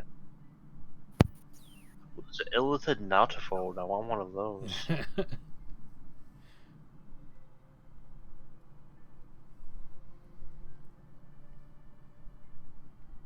Okay. But yeah, let's say this is the map you're on. You send Rocky down below, stuff like that. You hear a few sort of gasps, and there's just a giant rock elemental just burns through the doors and starts smashing stuff. And you can pretty much go on and peer to the other side. You start setting your fires and stuff. Are you guys doing anything else besides just smashing the top, or? I mean, I do a quick once over, like on the top investigation, but I'm not gonna head down inside a ship I am actively setting on fire. Yeah, you can. While Rocky is smashing things, I figure the captain's quarters would be on the top deck, so I'm gonna really quickly kick down doors looking for the captain's quarters to see if there's anything worth looting. Just about to say that's what it has up top. You can go into the captain's quarters, no problem. You kick down the door, it splinters open. No one's inside. It's nicer. Like whoever was the captain of this ship definitely experienced a wealth from looting and raiding. It has some nice things. A stack of an alcohol shelf bolted down. Some nice jewels and stuff strewn about. And some weapons. But yeah, investigation check if you're looting it real quick. I am not bad at these, but not good at them. I'm bad at them, apparently. Oh yeah, you just go straight for that nice looking shelf of booze. Your dwarven tendencies have taken over. I actually have this. Where is it? Where'd it go?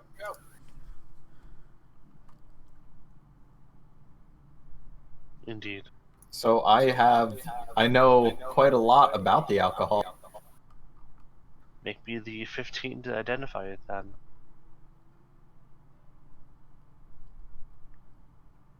I don't think I'm gonna make it, but I'm gonna do my best. I have proficiency, so just add 3 to this roll. Yeah, you can identify it. This is all some more top shelf alcohol. There's some spirits, some liquors, stuff like that. There's a few like nice bottles of meat, even occasional bottle of rum. It's all nice top shelf stuff. You probably sell any of them for 20 gold at least each. All right, I'll just grab them all and stuff them in my bag as best I can. Pack them around my clothes and things so they don't break. As for Knock, you find there's a few bags of coins on top of a desk in there, and they're full of gold. You find about 50 gold. Sure. I'll grab them. Is there a rug? Yes. I'm gonna try to grab the rug. Okay. You grab a nice tussle rug with the little tussles at the end. Uh-huh. Why are you stealing a rug? It's a nice rug. It is a nice rug. It's beautiful. And here at this point, the pilot, Xandra or whatever, I can't remember your name off the top of my head. Xandri Kiedro, you're running onto the ship, you see the smoke and stuff. You see some kind of holes in the hull and some screaming coming from inside the ship as Rocky goes to work. Maybe a few leaks of steam in the side, stuff like that. You see the two coming out with some alcohol and stuff from the captain's quarters and some bags of gold. Doc's carrying a nice rug for some reason. I hold it up. It's a nice rug. I'm gonna completely ignore them. You see him holding a large, almost circular kind of crystal-looking orb. It's got some runes etched into it, some markings, about the size of a watermelon, maybe. Screaming, "We have no power! We have no power!" And I'm gonna try and use a gust of wind to put the fire out to give myself maybe a little bit more time to run in and steal the elemental from this ship before it starts falling. I'm gonna turn to Gherkin and say, "What do you think that means?" Can't be anything too bad.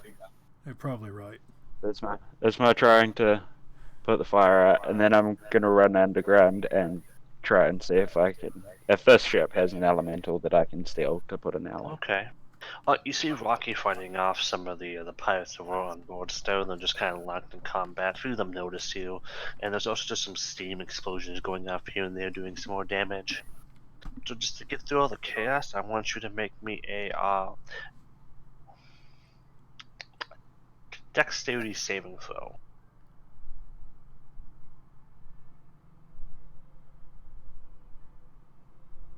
You run right into, you try to run right past all of them, and one of them gets a glancing blow on the back of your torso as you run past them carrying a crystal orb, and you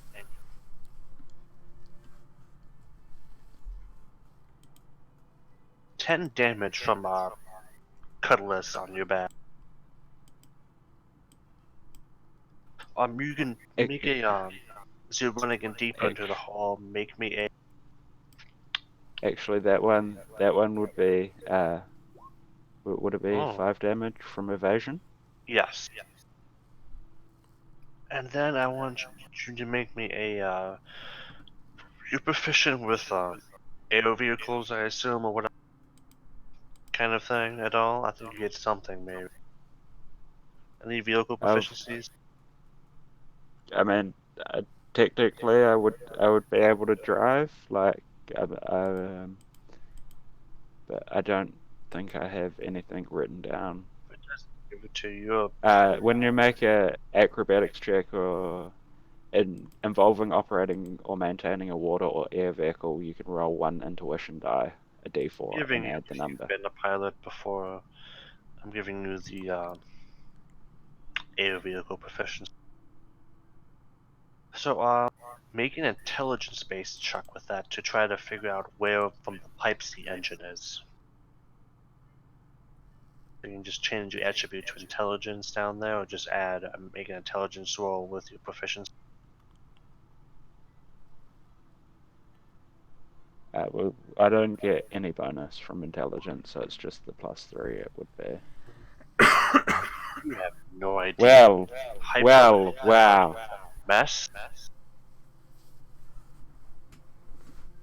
So you just keep running down the ship, you find some stairs, you're checking every door, kicking it in, screaming while you're holding this crystal orb. You can see some of the fire you try to put out kind of leaking through, and there's just kind of more holes popping in the ship. Make a make an intelligence check. Same thing, I guess, really. +3. Same thing.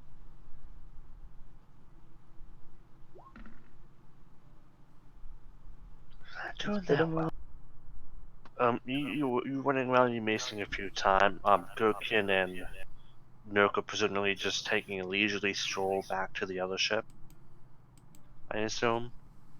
Yeah. Yeah, not in any huge rush, and cool guys don't look at explosions, so. At one point, you just see Rocky fall through a floor and burst through a wall, fighting somebody before going out the other one right in front. Eventually, you do come to a room after a few minutes, the fire starting to spread kind of thing. You do find a room with the pipes all leading to it with a kind of a, the valves on the door, you have to turn it to open it kind of thing. Yeah. Yeah, one of those, and you get inside, Xandric. And you see the power crystal with the fire elemental inside and powers the video thrusters, stuff like that. And this one has an elemental inside it? Yeah, it's on. Oh, yeah, I'm gonna try and remove that. And I'm not feeling very good for this ship. I've wasted a lot of time inside it. You know that there's generally safety procedures to just shoving the core out of the engine, so make me a dex save.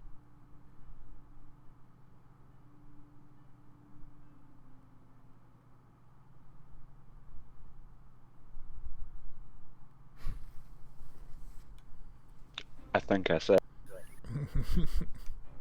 Yeah, you managed to successfully Indiana Jones it, and you just kind of swap them out real quick as the power starts draining from. It does have supports from air balloons and attachments, but it kind of lurches a little bit as you do, and the lights kind of turn to an emergency tone if they weren't already. And well, that you get back out of the hallway. That's totally my signal. and you see the fires kind of start, just the wood and stuff's falling through now. Yeah, I'm pretty sure if I don't get out now, or at least soon, I'm pretty dead. So Okay, just to dodge, I'm you gonna have just to head run through back all door. this chaos. I need a deck save. You just try to dodge through all the stuff falling around. Okay, yeah, you avoid some falling, flaming wood, and you avoid some of the more pipes bursting around you as you get back up the stairs. You see Rocky just kind of leisurely stomping on some person, waving to you as you run up streaming with a. By the way, the elemental core in your hand is really hot. It's kind of doing some damage. Just gonna like hot potato it You between my hot hands. potatoing it, you take like 3 fire damage, you burn your hands on this core. You kind of take a glance, you see the face of the elemental contained inside just kind of looking at you. There's just like 2 orbs, yellow orbs in the red fire, kind of like looking your way. And it's the fire is much more pronounced here. The floor is collapsing, stuff's kind of falling apart around you. It's spread fairly quickly, like someone left a keg of like just some explosive run right by where the fire was. Maybe, who knows?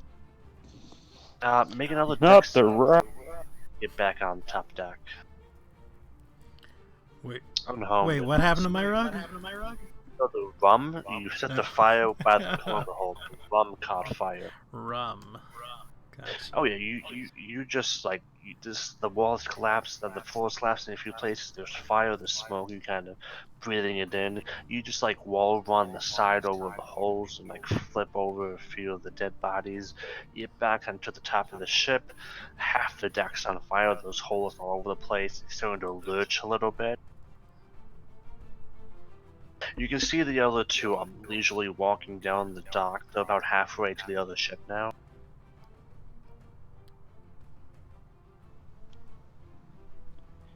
Yeah, my main goal is to get this thing back into the other ship as fast as possible because it's kind of. So I'm assuming you're using your bonus dashes and stuff. You're just sprinting over. Yeah, And eventually, I'll going as fast. Gherkin and Nock are just kind of talking to each other with the dogs hanging about. Maybe they're trying some of the beer out. Who knows? All of a sudden, both of you just see the Zandreek just run past you, screaming. A little bit of smoke coming off of him, hot potatoing the orb, which is now red and glowing. This time I'm yelling, I have the power! I have the... Oh, good job! I think you might have inhaled a bit too much smoke. A little bit. You all three of you are passing Zandreek much quickly the elevator, and you see finally some of the local pirates have actually climbed up at all the noise wreckage. They're just coming up the elevator and it's creaking open as you two are walking by. Well, that's probably our cue. I'm gonna try to get onto the one ship then. Alright. Make me you're just booking it to the ship now. Yeah. Okay. We could always stand here, our backs to the flames, and kill any pirate that comes near us. Yeah, but we can do that on the ship too, and that way we won't get left. I guess so. It's not very dramatic, is it? Well, maybe we could light the docks on fire. That would make it a bit better.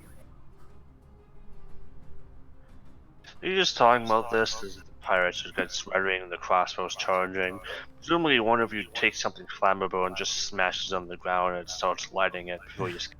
I'll take one of the cheapest, strongest liquors that I looted and turn it into a Molotov cocktail. Okay. Do you throw anything particular, or? I mean, not. Throw it at Are there any barrels on the dock that have like 3 red X's on them or something? No. There are people charging at you though. Has anything super major happened that the other ship would have heard and come running to? Then yeah, I will. The other ship ain't come running to anything. I will lob the Molotov cocktail at the people then, with like a kind of soft underhand toss. Okay. Yeah, and I'm Oh, one of them just like leaps over that thing like a badass. The other three guys run into it. They're called splashes. They all take fire damage and start spreading through the docks. Some of them are screaming and trying to pat themselves down as the little robes or clothes are lit on fire, kind of being flammable. The one that jumped over it, I'm not even gonna draw my weapon, and I'm gonna look him square in the eye. Is this really something you want to do? He looks at you. He looks back to his friends. Looks to the ship. He looks back at you. Shrugs. I gotta at least try, right? Your head, not mine. He proceeds to shoot at you. Hold on, let me find the thug page. It That does not hit. bounces off your armor. How far is he from me? 10 feet at the moment. I'm just gonna step up and could I feasibly backhand him so hard that he flies off the dock into the water? If you make an attack and a strength check, sure. Just like shove him. Okay. A straight attack roll for me. Am I proficient in slapping people? Are you? I would think so. I'm a fighter and a dwarf. Oh yes, if you're a fighter, you have weapon proficiency. Only thing would be improvised weapons. Then I'm just gonna roll my hand axe for it. Dang it. He kind of ducks under your fist. I get 2 attacks on a turn. Oh my fuck. He throws his heavy crossbow at you and he just starts running back.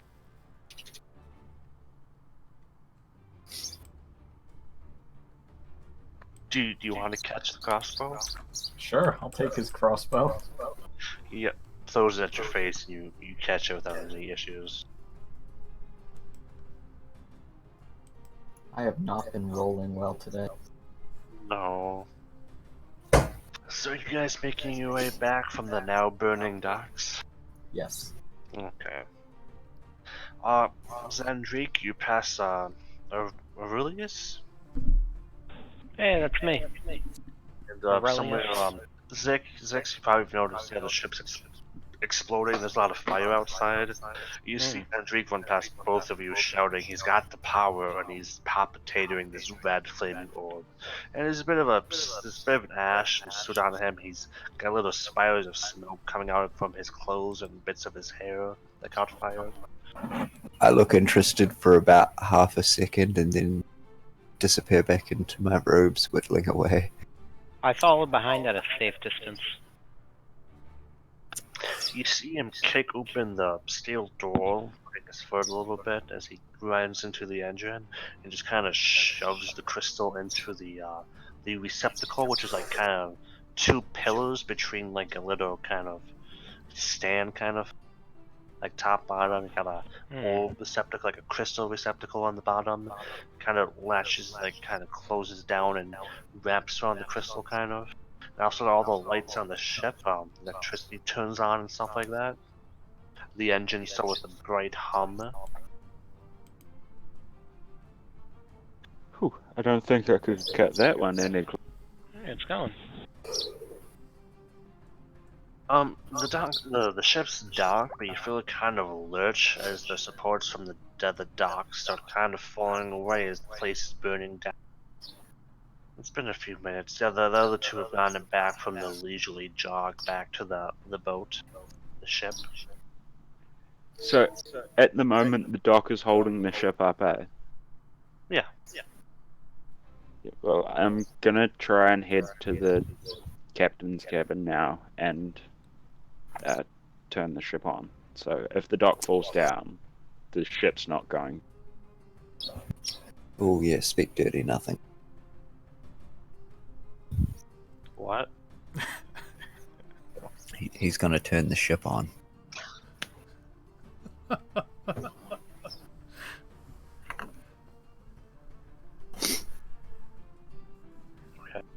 You run up to there and you start flicking the switches on, and you start moving the gauges and stuff like that. The safety pipes, the pilot of the engines light up behind you as the ship kind of rights itself, and the balusters of air start filling back up, providing support. The wings outstretched and stuff like that. It's all good to go.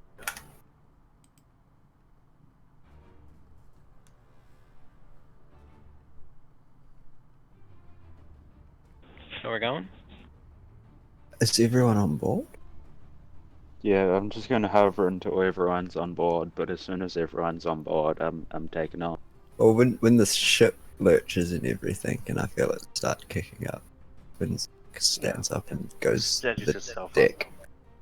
I assume this is the ship we're stealing. So this is the ship you're stealing. Yeah, is it? Yeah.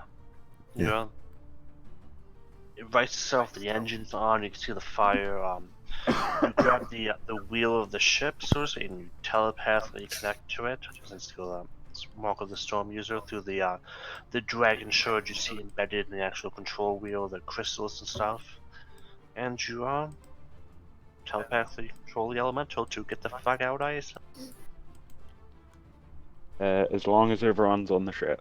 Everyone has returned to the ship slowly, indeed. Yeah, as soon as everyone's on, we are getting out of here.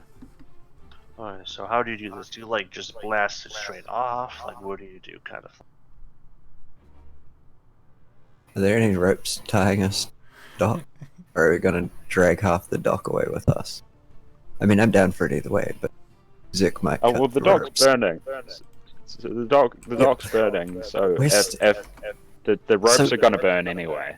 Yeah, so let's definitely cut the ropes so we don't have burning ropes all over our airship, blowing it up and setting it on fire. Zik starts cutting any of the ropes that are tying us to the dock with her dagger.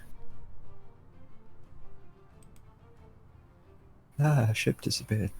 We plummeted into the air. Well, I hope you guys invested in Featherfall the spell, because our amulets got you.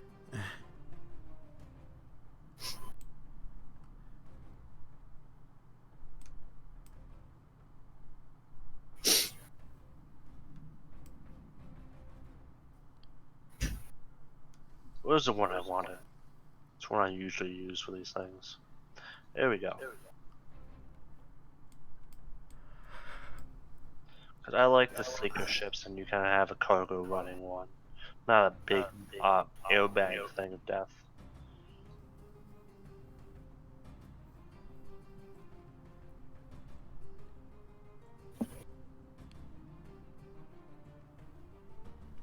Oh no, we've got a hole in the ship. What? There's a hole in the ship.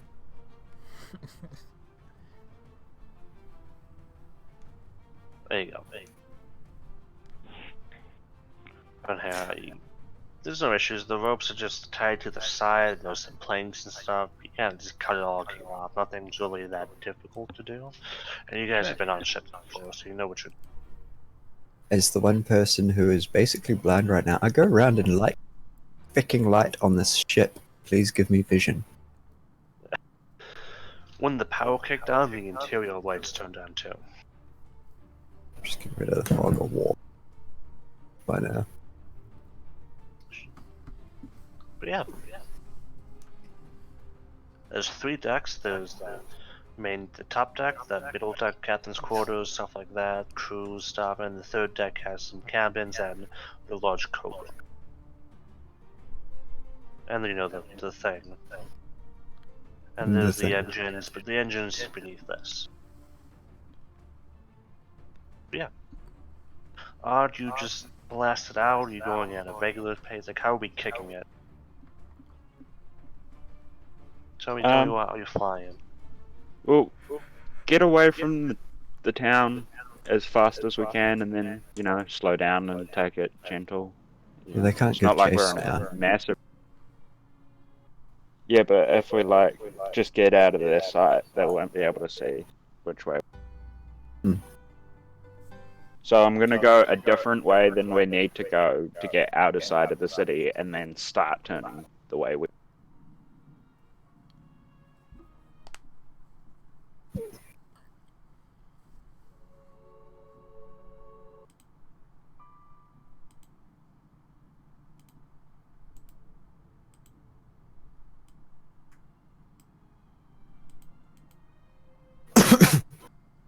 Yeah. You know, as you're touring the ships, you all take off. You're all safe and stuff. And again, that chest thing you found before with the runes and magic on it, right here. That black square is.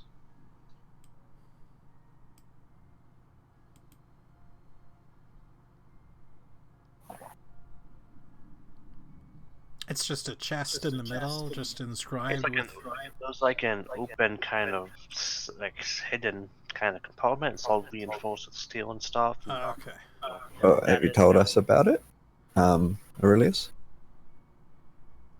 Right. Aurelius, Tyler. Yes. Have you told us about the chest? Oh yeah, I'll tell you guys about the secret compartment. I'll be like, one of you guys lockpick, right? Yeah. Well, I'll go. I found this neat little thing here. Come, let me show you. Well, let me show you all this rug right here that I got. Look at it. It's beautiful. I just ignore him and start leading my lockpick friend away. Really gonna tie the room together as soon as we get a room for it. As you do unfold the rug to show it off, you notice it kind of floats a little bit. It's defective. Bad rug. Throws It doesn't overboard. touch floor. Well, I'm gonna roll it back up. I'm gonna first go over. I'll spend like 15 minutes going over the box and slap both of those on it. And then, so do I get anything magic, or can I see what kind of, if it's trapped in, what kind of traps it has? Oh yeah, there's arcane warning, there's no arcane lock on it, and the lock is pretty good quality too. It's quite difficult to pick, easily above 20 for gauging it.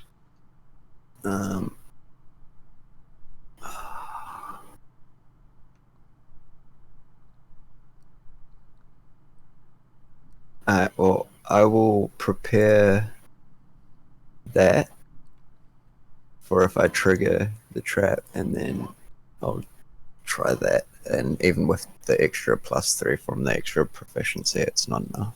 Yeah, you're not able to pick So the lock. 19 at best, but do I trigger it? No. Alright. Well, then I don't need to use my shield spell. I just kind of... it's a bit beyond what I can do at the moment, sorry. But,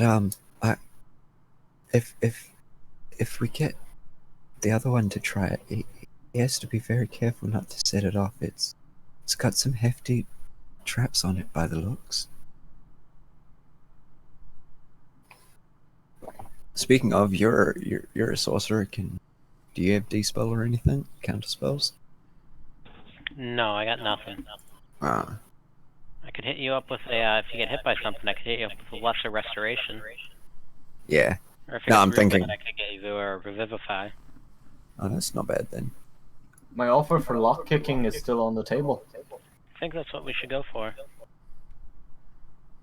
Well, what's the state of the ship like? Can it be basically flown on autopilot for short periods of time so we can get our rogue down here, or do we need to wait till we take dock?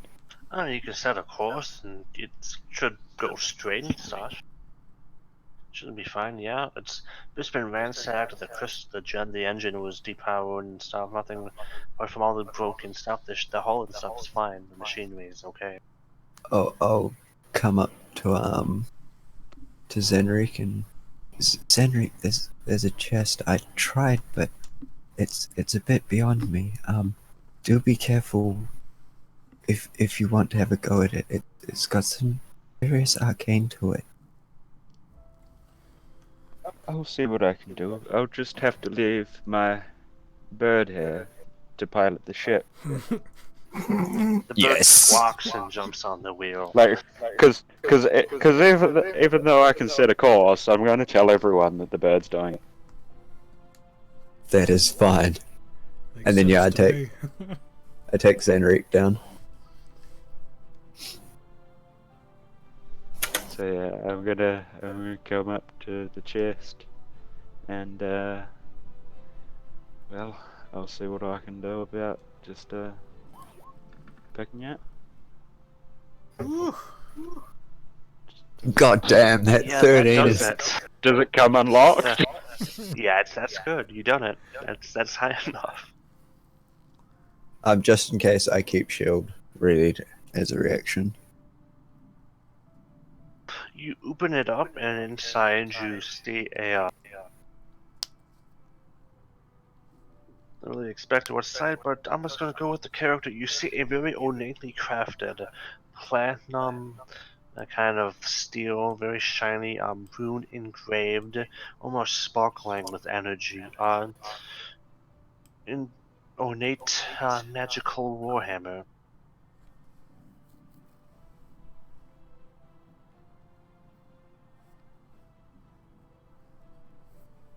That's a present for me, yeah?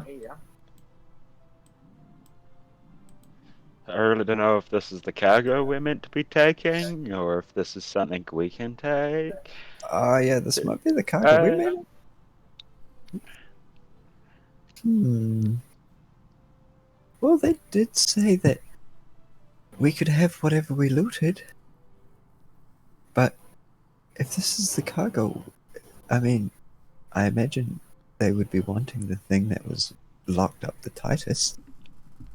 Well, I've picked quite a few locks in my day, as you can see, but whoever locked this in here really didn't want it to be unlocked without the proper tool. They should have done a better job then. No lock can keep me out.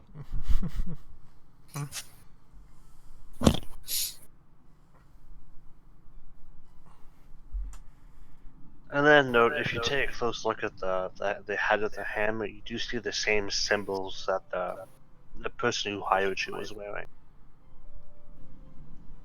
Be right back. This is totally the cargo we were looking for. It's got the same symbols on it. Have a look here. What Warhammer? I didn't see a Warhammer. But no, yes. We might want to put it back in the box.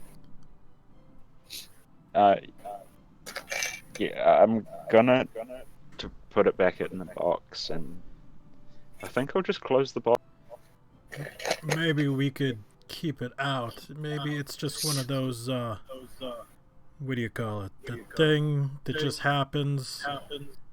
Coincidence. Coincidence?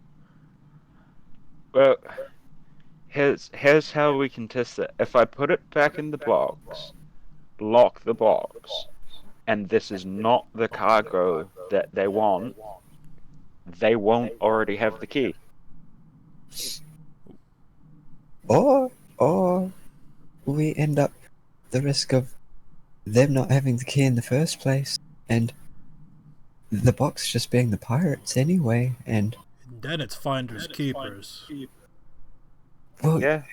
So if I lock the box and they can't open it, we keep it.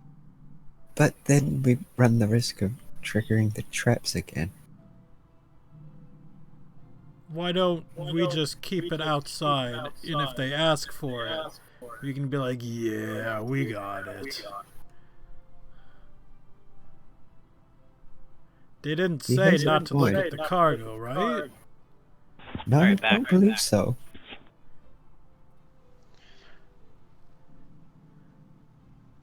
I don't think they expected anybody to find this, though. That might have been why they wanted the ship. They would have assumed that it wouldn't have been.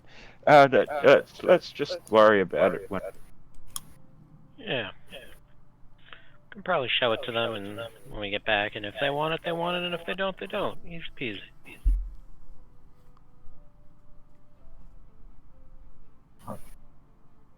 Well, with that scene too, Zick once again finds a darkish corner and starts resting. These couches gonna have dog hair all over them now. Covered in it. They're The just cockpit's on gonna the have furniture. feathers and Oh, animal owners. Sprawled out on it. Did I give you a look when you try to shoo one away? Is it really necessary to get dog hair all over everything? It just sort of happens. They're not trying to. But look how comfortable they look. Hey, I think they look a little bit distressed that one of their friends didn't make it through. Well, you know, it's just the vessel, really. hey, Sogrim Grashataba, make a wisdom save just for the sake of it. Sure.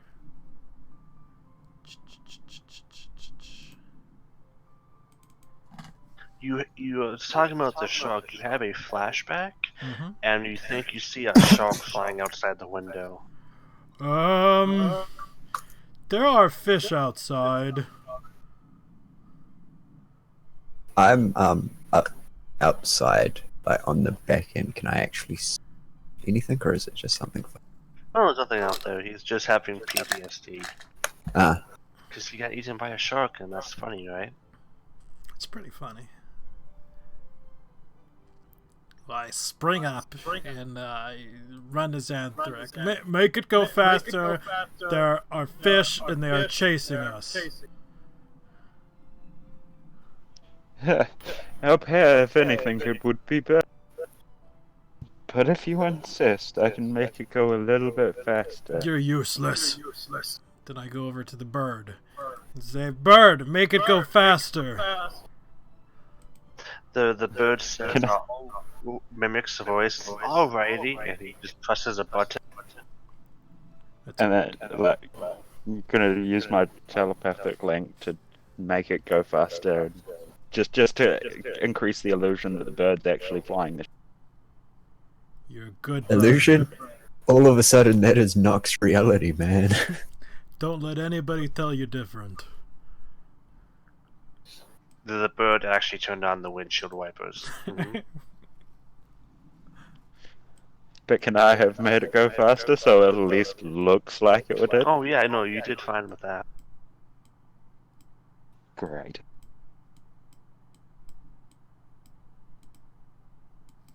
Well, how far is the journey? A few hours, you're probably taking a long rest. Alright, nice. Yay. Get me slots back.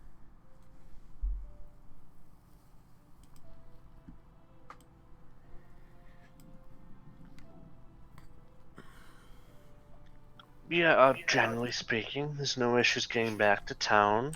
You dock, some attendant comes out, asks you for the docking fees. About 5 gold. And how long you'll be staying, stuff like that. I jump off the ship. I'm the pilot. I'll pay the docking. I just drop off the back of the ship and cast Feather Fall before I hit the ground. I'm gonna take the rug. I'll take my boots. The rug bobs after you, floating gently. Is it before or after dawn yet? It's dawnish. The sun's rising. It's only morning, definitely. Well, either way, I use my polar power to keep my Featherfall slot as well. So, but I'll have to wait till tomorrow to use that again. Anyhow, you be able to meet up back in the tavern. You have the contact information of the person, and you can send a message to the house of messages to them. You have a few days rest until they show back up. You can outfit the ship and stuff, clean it up if you want. Oh, so they didn't want the ship, they just wanted the cargo. We get You're the not ship. sure, but hey, if it looks nicer, it looks nicer, right? I wanna Sure. try and make it look better.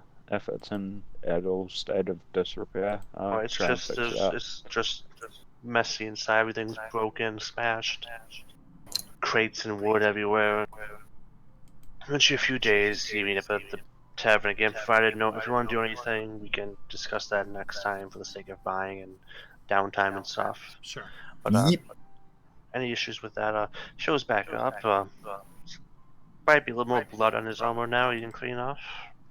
He's you guys all was good. You squashed those heathenist fish, I believe. One of the fish ate me. Oh, You did There not weren't tell quite me so the many fish could fish. eat us. he clasped your shoulder and says, "Don't worry, friend. I have been eaten by undead Tyrannosaurus Rexes before. I know what you're feeling."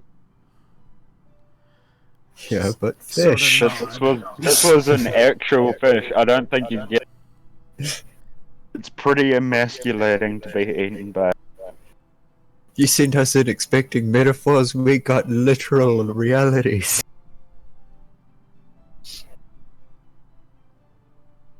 Your words did this to us. Damn you, karma. Where he's like, yes, so the cargo should have been secured should have been in a nice metal chest, about yay long, probably with magic wand. Uh-huh. Yay long. How long's a yay? He measures out the exact length of the chest. Like, there should be a lock. He pulls out a keychain with a kind of ornate key, a silver key on it. Should go in, open. Can I give him the empty chest to see if it unlocks? To see if. Did you empty it out? Yeah, I didn't put the hammer back in. I was gonna hold on to Like, that. yeah. I also want to see how he reacts to opening the chest and it being empty.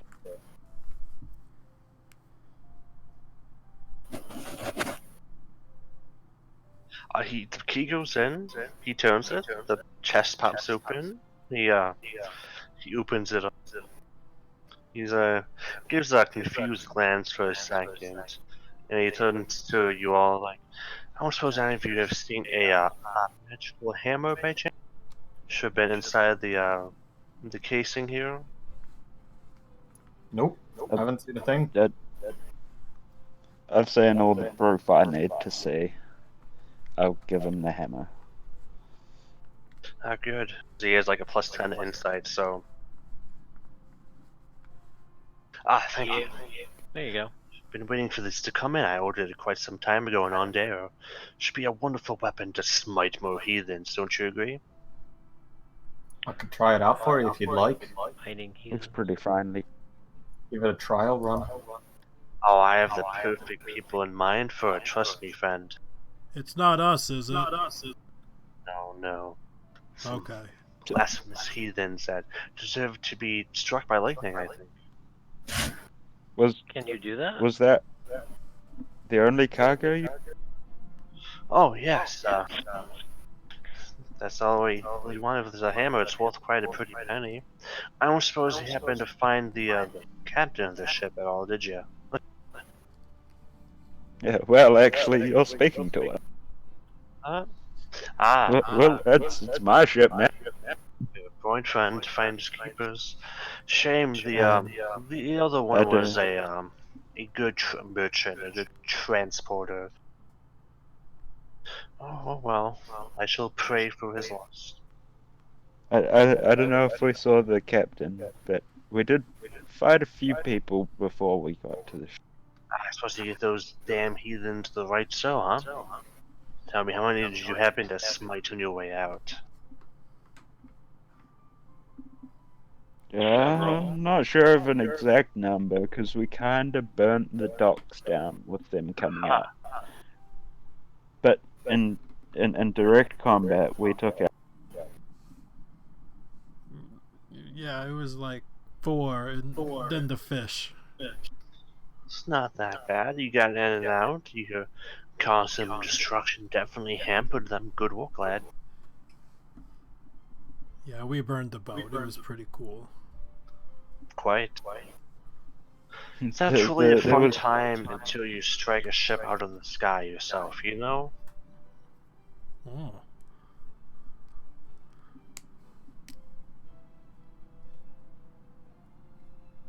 I gotta say, it's pretty intense running through a burning ship that's falling apart to try and get the power core out. Because the ship that you sent us to find didn't have one.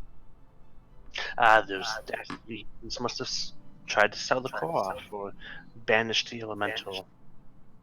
Who knows? But No, but the other ship had one, and we made it back. good work. Here is the rest of the payment, by the way. He takes out another pouch containing 2,000 gold. Ooh la la. It's like, good work. If you need any more work, come look us up. We could always use some more enterprising individuals in our group. You know where to contact me, though, and I suppose I could find you around here. We are usually around. Yeah, he gives you all a good well, and he shoots a random lightning bolt from the hammer off into the sky before teleporting away. Huh. Bit dramatic, that.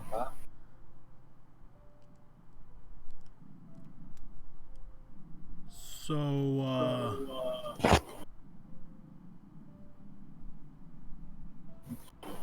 what next? We got a boat. Is that it? Do we go home? I think so. Well, we have a skyship now, eh? Let's go somewhere. Well, my idea, now that we can fly, we just need to position ourselves just a hair above a dragon, and I can jump off and grab hold of it. It's not a bad idea. I like it. Really, having access to the sky gives if me all you- sorts of possibilities. If you Session want me 2, the to party fly get it, wiped. if you want me to fly it above a dragon, you're gonna need to get me an orb of shield. Ah, where's your sense of adventure?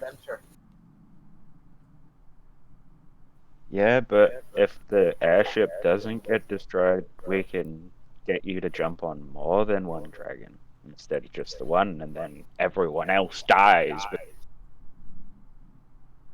And him, don't forget him. I mean, I doubt he knows feathers. That's a pretty good idea, too.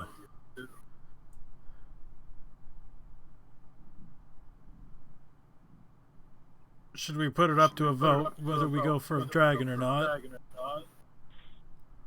Down to do some dragon hunting.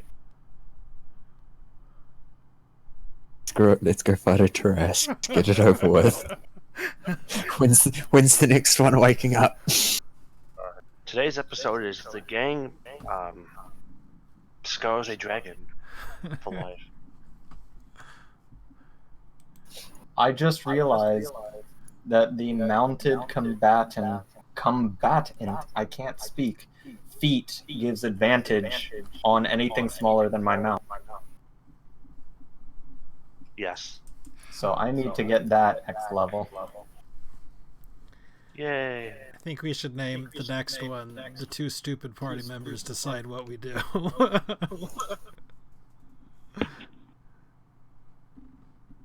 Well, Gherkin is a glory seeker. He wants to do whatever whatever has the highest reward, regardless of the.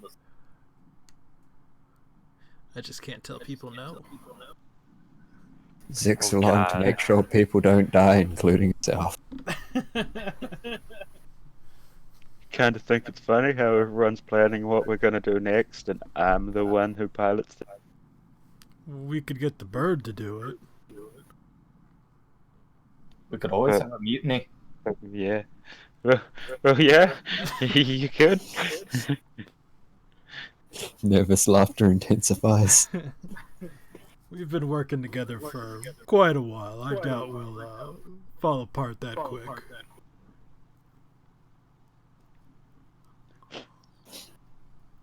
But yes, what are we doing? Either now or next session? I guess we're going adventuring in our skyship. Yeah. Are we actually going to hunt dragons at level 7? Do we know where No, dragons are? because if we find one, I'll stare straight. Should we ask Mr. Lamanchu for a new job? That might be an idea. Get some more money, outfit the ship a bit with some Just anti-air something to cannons do or something. until we... Yeah, some cannons, get something to do until we find our true calling. Yeah, like, because this is pretty in pretty bad shape, right? It was all looted and everything like that, ransacked, so... Is there, like, structural damage to it, or...? Structurally, it's pretty sound. We probably have to get some new fittings and, furniture and holding stuff. I can make basically all of that. If we get raw supplies, I can make anything that we need for it. I just need to focus on repairs. You probably need a week of downtime, maybe. Yeah, I'll want a week of downtime for myself as well to craft a artisan puppet to help out with that. Well, But that's not... I No, guess you got... we could take a little while and get some repairs going on the ship and try to find somebody to pay us to do something.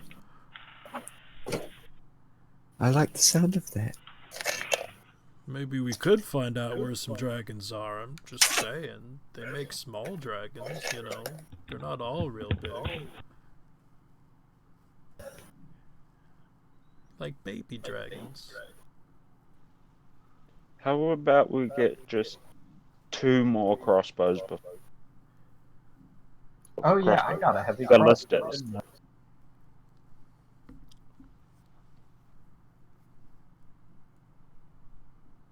Otherwise, let's say you want anything else. I'm gonna say that's the session right there. Yeah, Yep. I think that's pretty good. Yeah, it was 4.5 hours. Yeah, would take. It was pretty cool. Yeah, it was a good one. Let's all say goodbye to the people who are not watching us stream, and we can take it out. Again, we're a bunch of people who play D&D, and we're playing Eberron. And you just watched it. I'm Grimcad, and I'm playing Knock. So hi, and bye. Did they watch it? Did they? A couple people joined in, Huh. but not many. And my daughter just came in. Hi, kiddo. I'm gonna